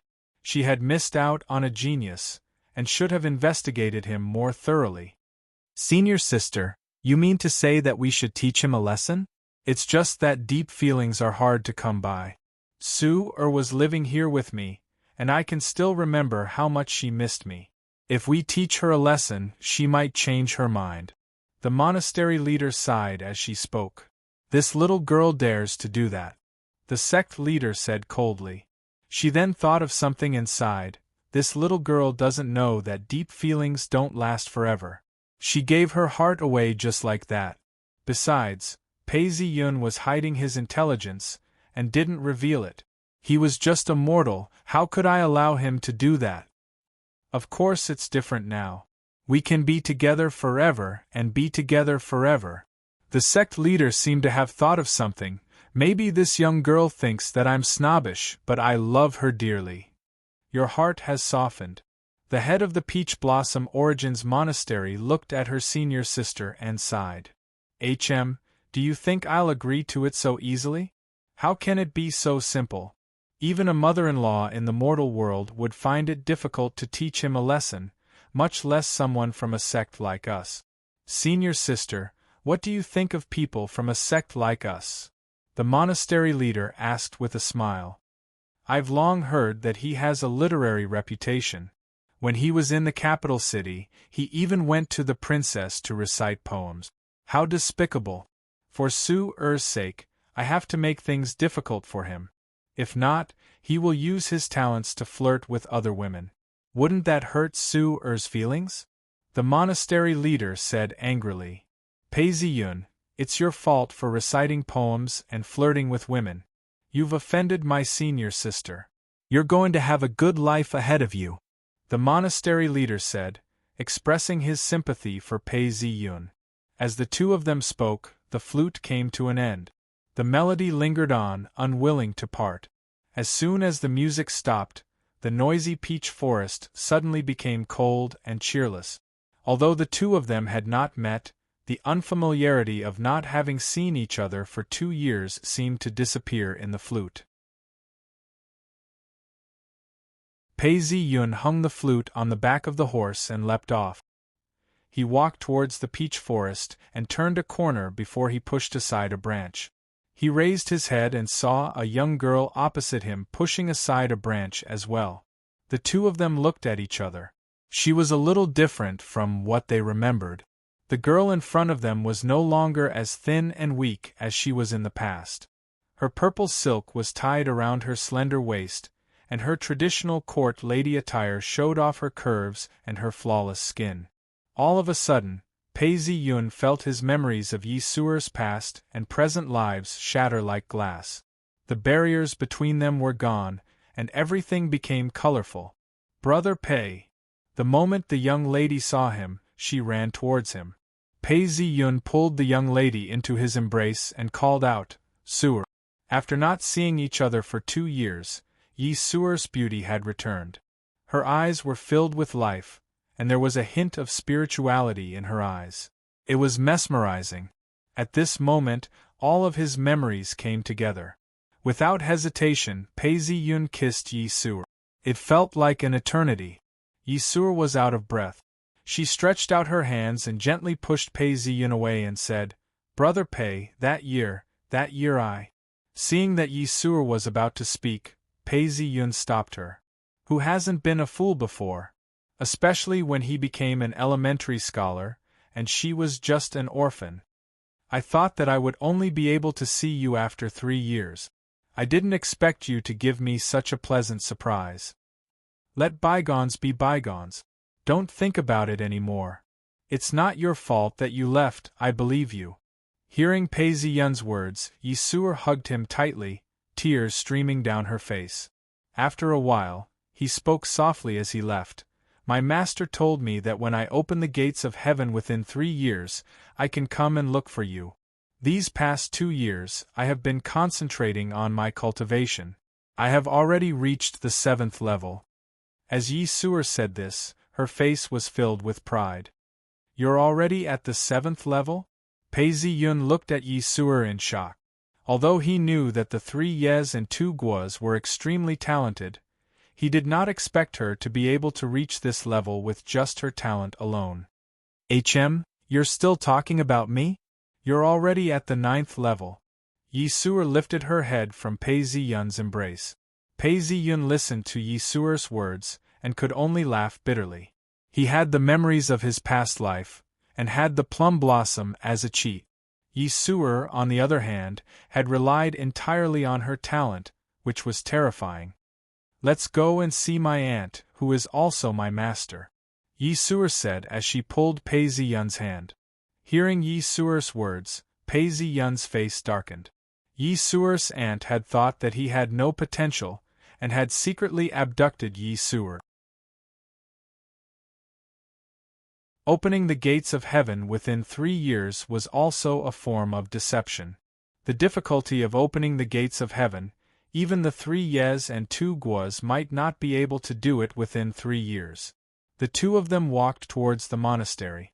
The monastery leader of Peach Blossom Origins Monastery was talking to a lady, creating a beautiful scene. She stood there quietly, dressed in a bright purple dress. She looked calm and serene, completely different from the harsh image he had of her. Pei Zi-yun could not help but laugh bitterly. "Even I'm affected? Such a woman, in my mind, is like a witch." "Brother Pei, she's my aunt," Yi Suer whispered into Pei Zi-yun's ear, and blew on it, tickling Pei Zi-yun's ear. Pei Zi-yun replied softly. Seeing the two of them being so intimate, the lady's face did not look too good. "Master, Senior." Yi Suer and Pei Zi-yun stepped forward to pay their respects to the sect leader. The sect leader then said coldly, "Get up. You are such a dishonest person. You wrote a poem for Suer to steal my Suer away, that's fine. But why did you write a poem for the Grand Princess? Looking back, that person is only there in the dusk? Are you going to write a poem for the Grand Princess? Why did you write it so frivolously?" Pei Zi-yun raised his head and saw that Yi Suer's aunt had an ugly expression on her face. He thought to himself, "When I first came to the capital city, I wanted to be conferred a title. Because of the urgency of the situation, I decided to start with the Grand Princess. I didn't expect the sect leader to be so petty, to be so picky about this poem. Senior, this poem was written for the sect leader to confer a title." Pei Zi-yun was about to explain when the sect leader interrupted him. "I don't care if you did it for the title, or if you like the Grand Princess. But why did you write such a poem? It's so frivolous. If you don't give it to Yi Suer privately, but to the Grand Princess, are you treating Yi Suer well? The sect leader of True Element sect said coldly.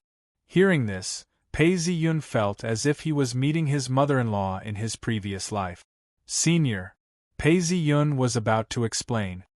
Master, Brother Pei wrote this poem because he wanted to do a great service for the sect. Please don't be angry. Yi Suer walked up to the sect leader and coaxed her. The sect leader's expression softened. Let me tell you, don't be blinded by men. You have to keep your eyes open. If not, you don't know when they will lie to you.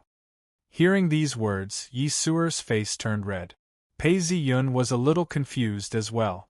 No matter how decisive Pei Ziyun was, he could not understand his future aunt's thoughts. Cough cough. The sect leader of Peach Blossom Monastery laughed and said, Do you have any poems to write today? If you write a good poem, maybe Suer's master will forgive you for not taking care of her. Pei Ziyun had a look of helplessness on his face. However, he could not reject the sect leader's request. If the sect leader really got angry and tried to break them up, that would be bad. Pei Ziyun paced around a few steps. His heart was in China. His feelings from his past life were all mixed together. The regrets of his past life, the longing for each other, the loss and the inability to reminisce. All of a sudden, he thought of something. The original owner of this sect leader seemed to remember that she had fallen in love with a high scholar. However, this high scholar threw himself into chaos and assisted the emperor to ascend to the throne. His Tao and imperial qi clashed, and she had no choice but to leave. It was said that this high scholar was conferred the title of Earl. Since you want me to compose a poem, I shall use it to stab you. Let's see if you can still remain calm. Pei Ziyun started reciting. There are 50 strings on the zither, each string is a pillar of remembrance of the years. Zhuang Xing dreamt of a butterfly, looking at the emperor's heart in love with a cuckoo. The moon in the sea has tears of a pearl, the sun in the Lantian is warm. Can this love be remembered? But at that time I was lost. He recited the poem very slowly. Each word was like a clang of metal, striking the hearts of the crowd. Especially when he said, Can this love be remembered? But at that time I was lost. As soon as he said this, the crowd fell silent.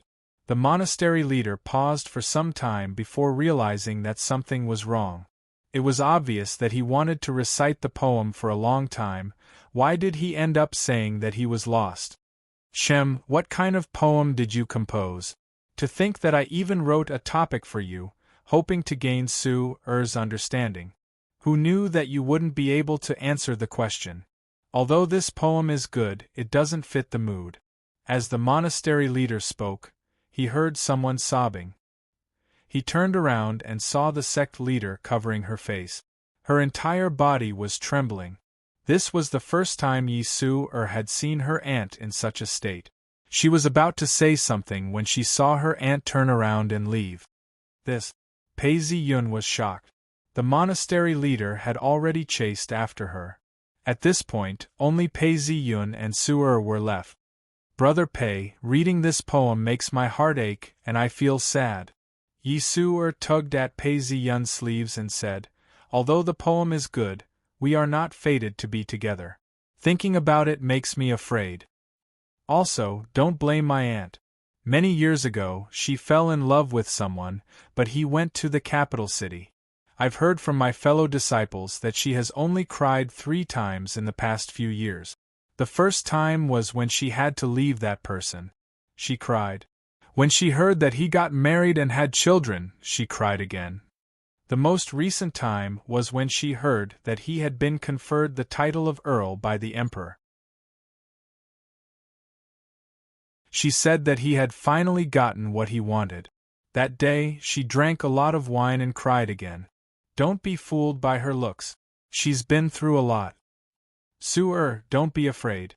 I won't let you end up like this. Pei Ziyun mumbled to himself. He thought of the sect leader's stumbling footsteps and felt a tinge of regret.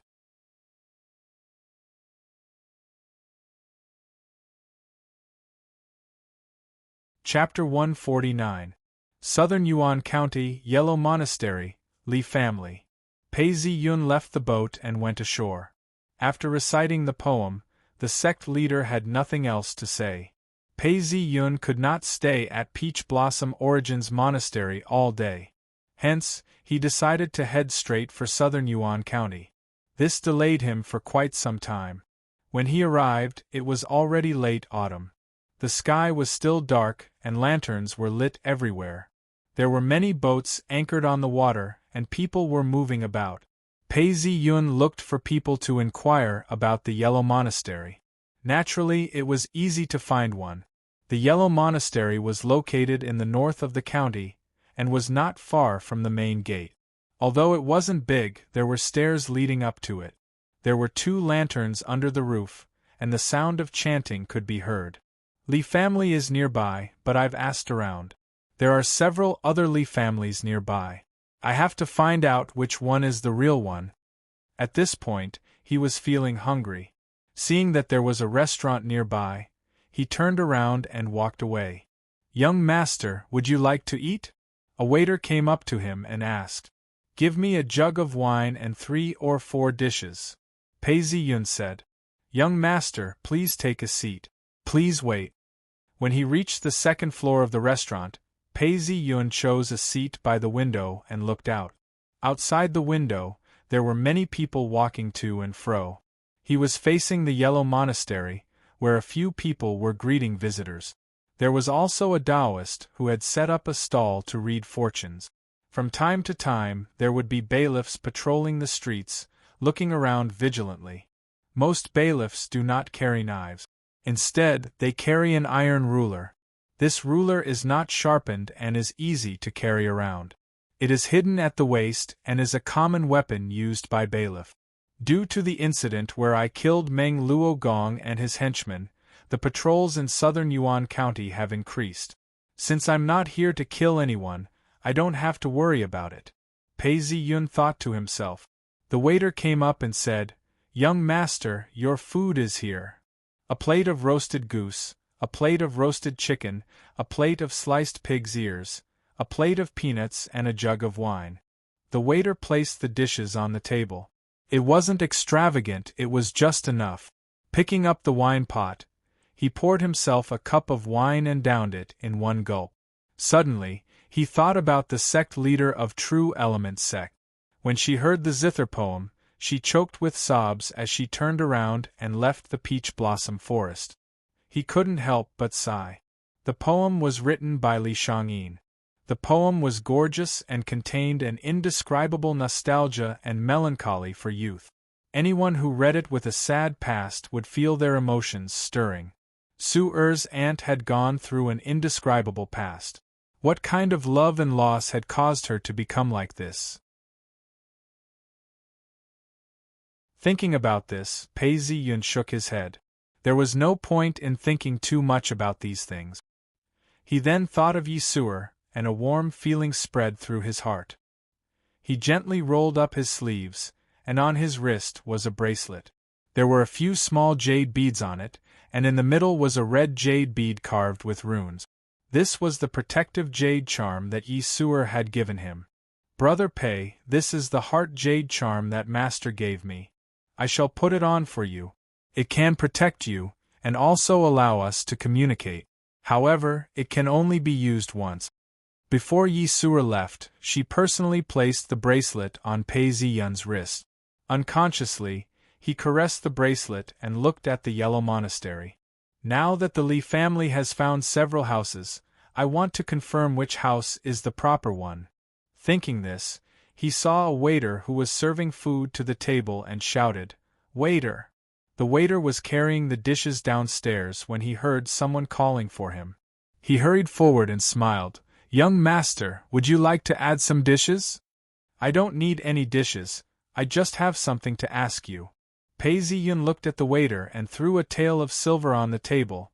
"Good answer, take this tael of silver." Hearing Pei Ziyun's words, the waiter's eyes were fixed on the tael of silver. The food and wine didn't even cost half a tael of silver, and the rest was all his. A smile appeared on his face. Whatever young master wishes to ask, please ask. If I know the answer, I will answer without any hesitation. Pei Ziyun picked up a cup of wine and drank it. Let me ask you, do you know of any houses with the surname Li in the vicinity of the monastery? Young master has found the right person to ask this question. I have lived here for a long time, and my ancestors have lived here for 3 generations. I am very familiar with this place. There are at least 7 houses with the surname Li, and even more houses with the surname Li. Young master, are you looking for someone? The waiter asked. I am indeed looking for someone. An elder of mine said that he moved to the vicinity of the monastery.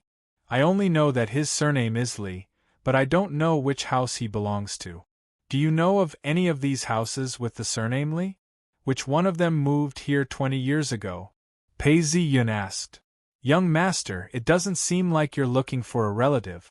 If it's something illegal, I wouldn't dare to tell you. If there's a case, I'll be implicated. The waiter looked at Pei Ziyun and said worriedly, This is for you. I'm only here to look for a relative, nothing bad will happen. Pei Ziyun tossed the silver over to the waiter. When the waiter saw that it was official silver, he swallowed his saliva. Young master, the newest house that moved here is the Li family. It's the one facing the back door of the monastery. It's been said that a Taoist used to live in that house. After some time, the Taoist disappeared without a trace. I don't know if he died, or if he went to the mountains to become an immortal. Hence, the house was sold to the monastery. I've heard about this from an elder. The waiter spoke in a long-winded manner.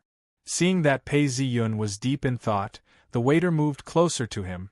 Young master, I'm a tight-lipped person. Since I've accepted your silver, whatever happens, I won't know. Don't worry, young master. I've already said that I'm looking for a relative. Why are you acting like this? Pei Ziyun laughed.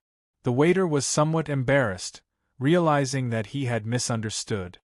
You may leave. Pei Ziyun waved his hands.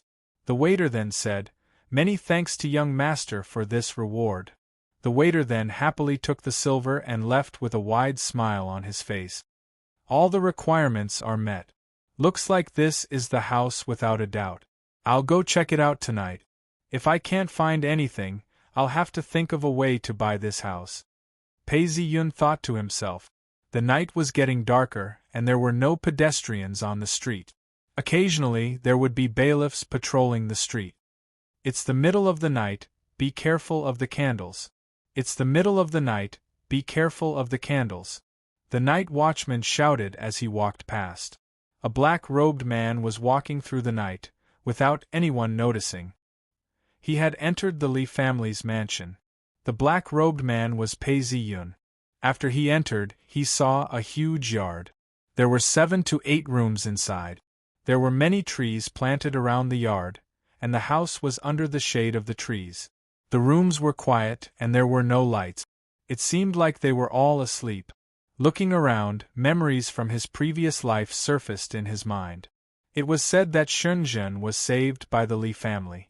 Through a freak combination of factors, he managed to find a spiritual pill. Not only did he recover from his injuries, he even managed to replenish some of his energy. This was how he was able to continue fighting with Xie Qingdong. The yard was filled with trees. Could it be that the spiritual pill was hidden under the trees? Pei Ziyun looked around and could not find any clues. If he wanted to dig deeper, he would have to buy this house. That's not right. According to my previous life's memories, I found a Taoist spiritual pill in this yard. Looks like it's in this house and not under the trees. At this point, he heard the sound of someone waking up. He hid himself in the darkness and saw an old man walking out. He must be someone from the Li family. It's too troublesome to have someone here. I have to think of a way to search the house. Thankfully, I came prepared. I didn't want to be a thief today. Pei Ziyun prepared the sleeping incense and watched as the man returned to his room. Pei Ziyun noticed that the air was fresh and the moon was bright and clear. He walked over to the window and blew the sleeping incense into the room. Soon, the room was filled with smoke. After a while, there was no more sound. Pei Ziyun then entered the room and began to search. Looking at the room carefully, he realized that it wasn't small at all. He could tell that it used to be quite a good place, but now there was a green curtain over the door. It was a messy pile of junk. There was paper, scissors, and paste on the table. In the corner of the wall there was a pot and a rice jar. It seemed like this was a place of cultivation in the past. Pei Ziyun looked around and came out from the last room. He could not find it. He was suspicious. He had found the house where the spiritual pill was, but he could not find the spiritual pill. What was the reason for that? Could it not be this house? That's not right. It must be the Newly family. There must be something I haven't thought of. Pei Ziyun thought to himself. Yes, there must be something in the yard that I haven't thought of. Pei Ziyun thought to himself, the spiritual pill must have been concocted in a room. Since I haven't found it or heard of it, it must be the basement. There's only one place in the yard that fits the description, and that's the main hall. Pei Ziyun thought to himself as he walked towards the main hall. He felt his way around, and found a hidden chamber near one of the pillars. He gave it a push, and with a "pa" sound, the floor of the main hall opened up, revealing a small hole. So it's here. Pei Ziyun laughed as he took the oil lamp and walked down the stairs into the basement. A horrible stench wafted up from the basement. There was a cauldron in the basement, and a skeleton lying on the ground. Pei Ziyun covered his nose and mouth with his clothes. The basement hadn't been opened for a long time. The stench had dissipated, and the air became clearer. He realized that there were oil lamps in the basement. He lit them up and the room was lit up. Under the light of the lamp, Pei Ziyun could see his surroundings clearly. There were some medicinal herbs lying around, but they were all rotten and withered. Pei Ziyun walked up and pinched them, turning them into powder. All the medicinal herbs can't be used anymore. Pei Ziyun sighed as he thought to himself. And such a strong stench, could it be because the Taoist's corpse was rotting, or was it because he had been punished by the heavens and had yet to completely dissolve? Pei Ziyun thought to himself. Even the pills can't be used. Pei Ziyun saw a shelf with several bottles on it. He picked one up and took a sniff. It was spoilt as well. That's not right. Why aren't the pills here? Could it be that they're still in the cauldron? Pei Ziyun walked up and opened the cauldron. A fragrant aroma wafted out from the cauldron. Just by smelling it, he felt refreshed and his entire body felt comfortable. However, his face did not reveal any signs of happiness. He sighed. So there's a law in this world, called the law of conservation of energy.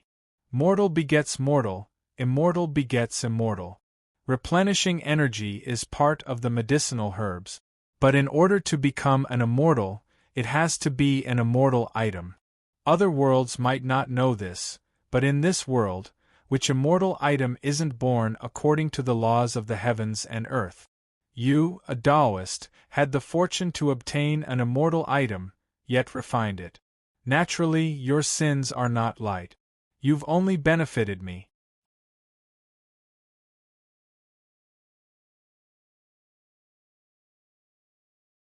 Chapter 150. Pei Ziyun emptied the jade bottle and placed the pills into the bottle. He counted 9 pills in total. He then poured one out from the bottle and saw that the pill was red in color. He swallowed it and immediately felt a refreshing fragrance enter his body. His chest tightened, and he knew that this pill was no ordinary pill. After meditating for some time, the pill began to take effect. A warm wave of energy spread throughout his body, making him feel extremely comfortable. Usually, one had to circulate the energy of the pill throughout his body. If not, the energy would accumulate and cause harm to the body. Pei Ziyun did not dare to waste any more time and began to circulate the energy. First, the energy of the pill. Feeling his exhaustion dissipate and his body brimming with energy, Pei Ziyun thought to himself, these medicinal ingredients must be very valuable as well. It is beneficial to the body. Next, the energy. Pei Ziyun could feel a wave of energy seeping out from his body. After going through the 9th layer of energy, the energy slowly seeped into his brain. Pei Ziyun could feel his consciousness growing. This is indeed a miraculous item. Just one pill has such benefit. No wonder Shenzhen was able to break through the gates of heaven even though he was injured. Pei Ziyun held the pill in his hand as he spoke. Looking at the skeleton on the ground, Pei Ziyun sighed. This Taoist must have obtained this spiritual medicine. He didn't know that it would be punished by the heavens. He had just finished refining the pill when he died in the basement. Rest in peace. Since I've obtained your pill, I shall find a place for you to rest in peace. Pei Ziyun picked up the skeleton on the ground. He thought for some time before placing 100 taels of silver on the table. He then turned around and left. Although I took this pill from this mansion, it doesn't belong to your Li family. With these 100 taels of silver, I shall be able to clear my debt. I shall go to the Shin family now. Pei Ziyun walked out of the mansion and heard the sound of the drums. He walked south along the main street and landed on a rooftop on the right side of the street. He flew across several alleys and disappeared into a huge mansion. This place was known as the Shun family, then the Meng family, and now the Shun family. It occupied a huge area, with pavilions and flowers scattered all around. Several buildings formed a courtyard, and were connected by flower paths. The entire place was quiet and serene. The management of the 3rd generation seems to be as deep as the sea. In my opinion, it's not only the tribulation of the 3rd generation who wants to break through the fog and turn it into Tao, it's also the backlash of the 3rd generation's management of the small sword society. For such a luxurious Shin family, it's impossible without at least a few hundred lives. Pei Ziyun morphed into a blurry shadow and entered the house. He searched the entire courtyard and realized that there were many houses here. After searching a few places, he couldn't find anyone. Why isn't Shenzhen here? Pei Ziyun frowned as he thought of what Shenzhen had told him before. That's right, Shenzhen returned to the Dagger Society and killed many people. He has many enemies, and the officials are still searching for him. How could he have returned just like that? Before settling all his troubles, I'm afraid he has hidden himself within the city. The only way to find him is to find the Dagger Society. As soon as he leapt over the wall, he saw 6 men dressed in black, all dressed in the same outfit. They were all staring at Pei Ziyun. Who are you? Why did you enter the Shin family? Are you an enemy? Hearing these words, Pei Ziyun laughed. I am a good friend of Shenzhen. This is a token of my loyalty. Pei Ziyun handed over the dagger which Shenzhen had given him. The leader of the group received the dagger and saw the word Shin inscribed on the dagger. His expression relaxed. So you're a good friend of the sect leader. You climbed over the wall in the middle of the night, and I thought you were an enemy. I'm not done with my business, and I hope young master won't take offense. Please lead the way, Pei Ziyun said as the leader led Pei Ziyun away. At this point, the stars had changed, and the sun was rising. A small courtyard was brightly lit. Pei Ziyun had just arrived when he saw a light shining from the door. It was Shenzhen who welcomed him. Master Top Scorer, what brings you here in the middle of the night? I have something good to talk to you about. Master Top Scorer, please come in and speak. Shenzhen then led Pei Ziyun into the room and sat down. Pei Ziyun looked at Shenzhen's face and asked, Shenzhen, why are your injuries still so serious? Cough cough. Just as Shenzhen was about to speak, he started coughing violently. After a long time, he sighed. Although Master Top Scorer stopped me from using the deadly body technique, I still managed to activate it. Initially, this wouldn't have been a problem. It would only hurt some of my energy and not much. However, the poison from the 1,000 threads technique entered my body, and entered my internal organs. It would be difficult to remove it. Besides, although I'm in charge of the Dagger Society, there are still Meng Luogong's men around. Although I'm fine, my injuries have been aggravated. Young master has come to look for me.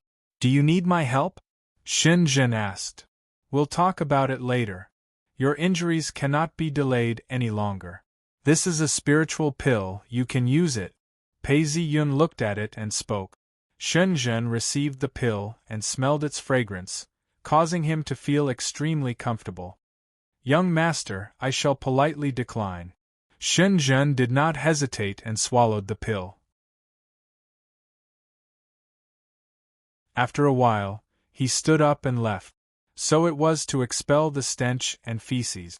After some time, a refreshed Shen Zhen walked into the room and said loudly, I've received many favors from young master, and do not know how to repay you. At this point, I do have something that I need your help with. Pei Ziyun looked at Shen Zhen. It seemed like the poison had been removed. Young master, please speak. If young master has an order, I shall do it. Shen Zhen leaned closer to Pei Ziyun and whispered, Young master, if you want to kill someone, it's the county magistrate. I shall kill him as well. It's not that serious. Meng Luogong is dead, but the commander is still on the run. Pei Ziyun then explained to him what had happened to Shi Muzhong. So young master is talking about Xie Qingdong's subordinate. Because of him, my family was destroyed. Even if young master didn't say anything, I would still kill him. Shen Zhen agreed immediately, as if remembering what had happened years ago. His eyes were filled with killing intent. Xian family in Young Master Song, you've finally arrived. Song Ji's face was covered, and his expression was cold. He did not speak as he followed Shi Muzhong into the room. He then removed his mask and looked at Shi Muzhong. You've called me here. What do you intend to do? Shi Muzhong tapped his fingers on the table. Young Master Song, drink some tea. Let's drink some tea before we speak. Clap clap. Shi Muzhong clapped his hands together, and a young lady came in with tea. She placed the tea in front of Song Ji and Shi Muzhong before retreating out of the room. Please. Shi Muzhong looked at the anxious Song Ji and smiled. He then pushed the cup of tea in front of Song Ji. Song Ji then suppressed the anger in his heart and picked up the cup of tea in front of him. He took a sip. As for the young lady just now, she looked pretty good, but he wasn't interested in her at all. Young Master Song, I've invited you here because I have something good for you. Shi Muzhong tapped the table as he spoke. Hearing these words, Song Ji raised his head. His face was cold. What benefits can you offer me? You've invited me here just to talk about this. I shall take my leave then. Song Ji had no patience for such nonsense, and stood up to leave. Shi Muzhong watched as Song Ji stood up to leave. Young master, listen to me. I have a way to help you get Yi Su. I'm sure you've been reading through the books these few days. I'm sure you're clearer than any of us about this woman. Hearing these words, Song Ji stopped in his tracks. He then turned around and looked at Shi Muzhong. You have a way to help me get this woman? Song Ji's eyes were bloodshot, and he looked extremely ferocious. Seeing Song Ji like this, Shi Muzhong knew that he had been corrupted. This man only cared about Pei Ziyun and Yi Su. He then said coldly, I can tell you where this woman is. She left True Element sect and arrived at Peach Blossom Origins Monastery. At True Element sect we have no way. But at Peach Blossom Origins Monastery there are many ways. Furthermore, this woman has a phoenix constitution. If you get your hands on her, you'll definitely be able to break through the gates of heaven. Don't you think that's a good thing? Shi Muzhong laughed out as he spoke. How do I know if you're telling the truth or not? Song Ji replied coldly. We'll know once we find out. What's the point of me lying? I've said it clearly before. You and I have a common goal, and that is to kill Pei Ziyun. You pass, and I'll explain everything to you in detail. Shermu Zhong whispered into Song Ji's ears. As he finished speaking, Song Ji's face showed signs of hesitation, as if he was struggling internally. Shermu Zhong laughed. Young Master Song, why are you hesitating? What are you afraid of? He placed his hand on Song Ji's shoulder and said, think about opening the gates of heaven. When you become the disciple of the sect, Yi Su-er will be a perfect match for you. All you have to do is propose to the sect leader of True Element sect, and you'll have Yi Su-er's body. Do you still have to be afraid that the sect leader will reject you? Shermu Zhong was like a devil as he tried to entice Song Ji. Hearing these words, Song Ji's eyes turned red as he gritted his teeth and said, let's do it. Young Master Song, what do you think of the young lady just now? Shermu Zhong asked softly. Song Ji thought about the beautiful woman's figure and face, and felt his heart heat up. He then replied, she's indeed a beauty. Clap clap. Shermu Zhong clapped his hands gently. The young lady who had just served tea had entered the room once again. Seeing this, Song Ji felt his heart heat up. She's here to serve young Master Song, Shermu Zhong said as he looked at the beautiful woman. Young Master. The young lady leaned in close to Song Ji, and Song Ji's eyes were filled with passion. The room upstairs has already been reserved. This woman is still a virgin. She's the perfect vessel for dual cultivation. Shermu Zhong whispered into Song Ji's ear. Hearing these words, Song Ji's face lit up with joy. Haha, many thanks, Mr. Shi. Song Ji turned around, hugged the beauty, and hurriedly went upstairs. Seeing Song Ji carry the beautiful woman up the stairs, Qin Gao then approached Shermu Zhong and asked, Mr. Shi, this man has great ambitions but little talent. How can he be worthy of our support? Besides, Yi Su-er is really a beauty. Why don't we give her to young Master? What capabilities does Song Ji have to even think of touching her? When Shermu Zhong heard these words, he sighed. Even if he's been bewitched by the talisman I gave him, he still has some foundation. If we don't throw out a huge bait, how can we get him to go crazy? This Song Ji harbors ill intentions towards Yi Su-er. We can plan ahead of time to let Pei Ziyun know about this. When that happens, Pei Ziyun will definitely rush over without a care in the world. Song Ji's actions will make him irreconcilable with Pei Ziyun. The only way out for him is to join forces with us to kill Pei Ziyun. That's how we fall into our trap. We can wait for him to tire himself out and kill Pei Ziyun in one fell swoop. After that, we can get the woman and present her to young Master. This is the meaning of turning passivity into initiative. I've thought it through. Previously, our plans were too intricate, and Pei Ziyun used force to break through them. Now we have to do the exact opposite. Our plans aren't that simple. The only thing that matters is whether it's effective. This matter concerns Yi Su-er's chastity.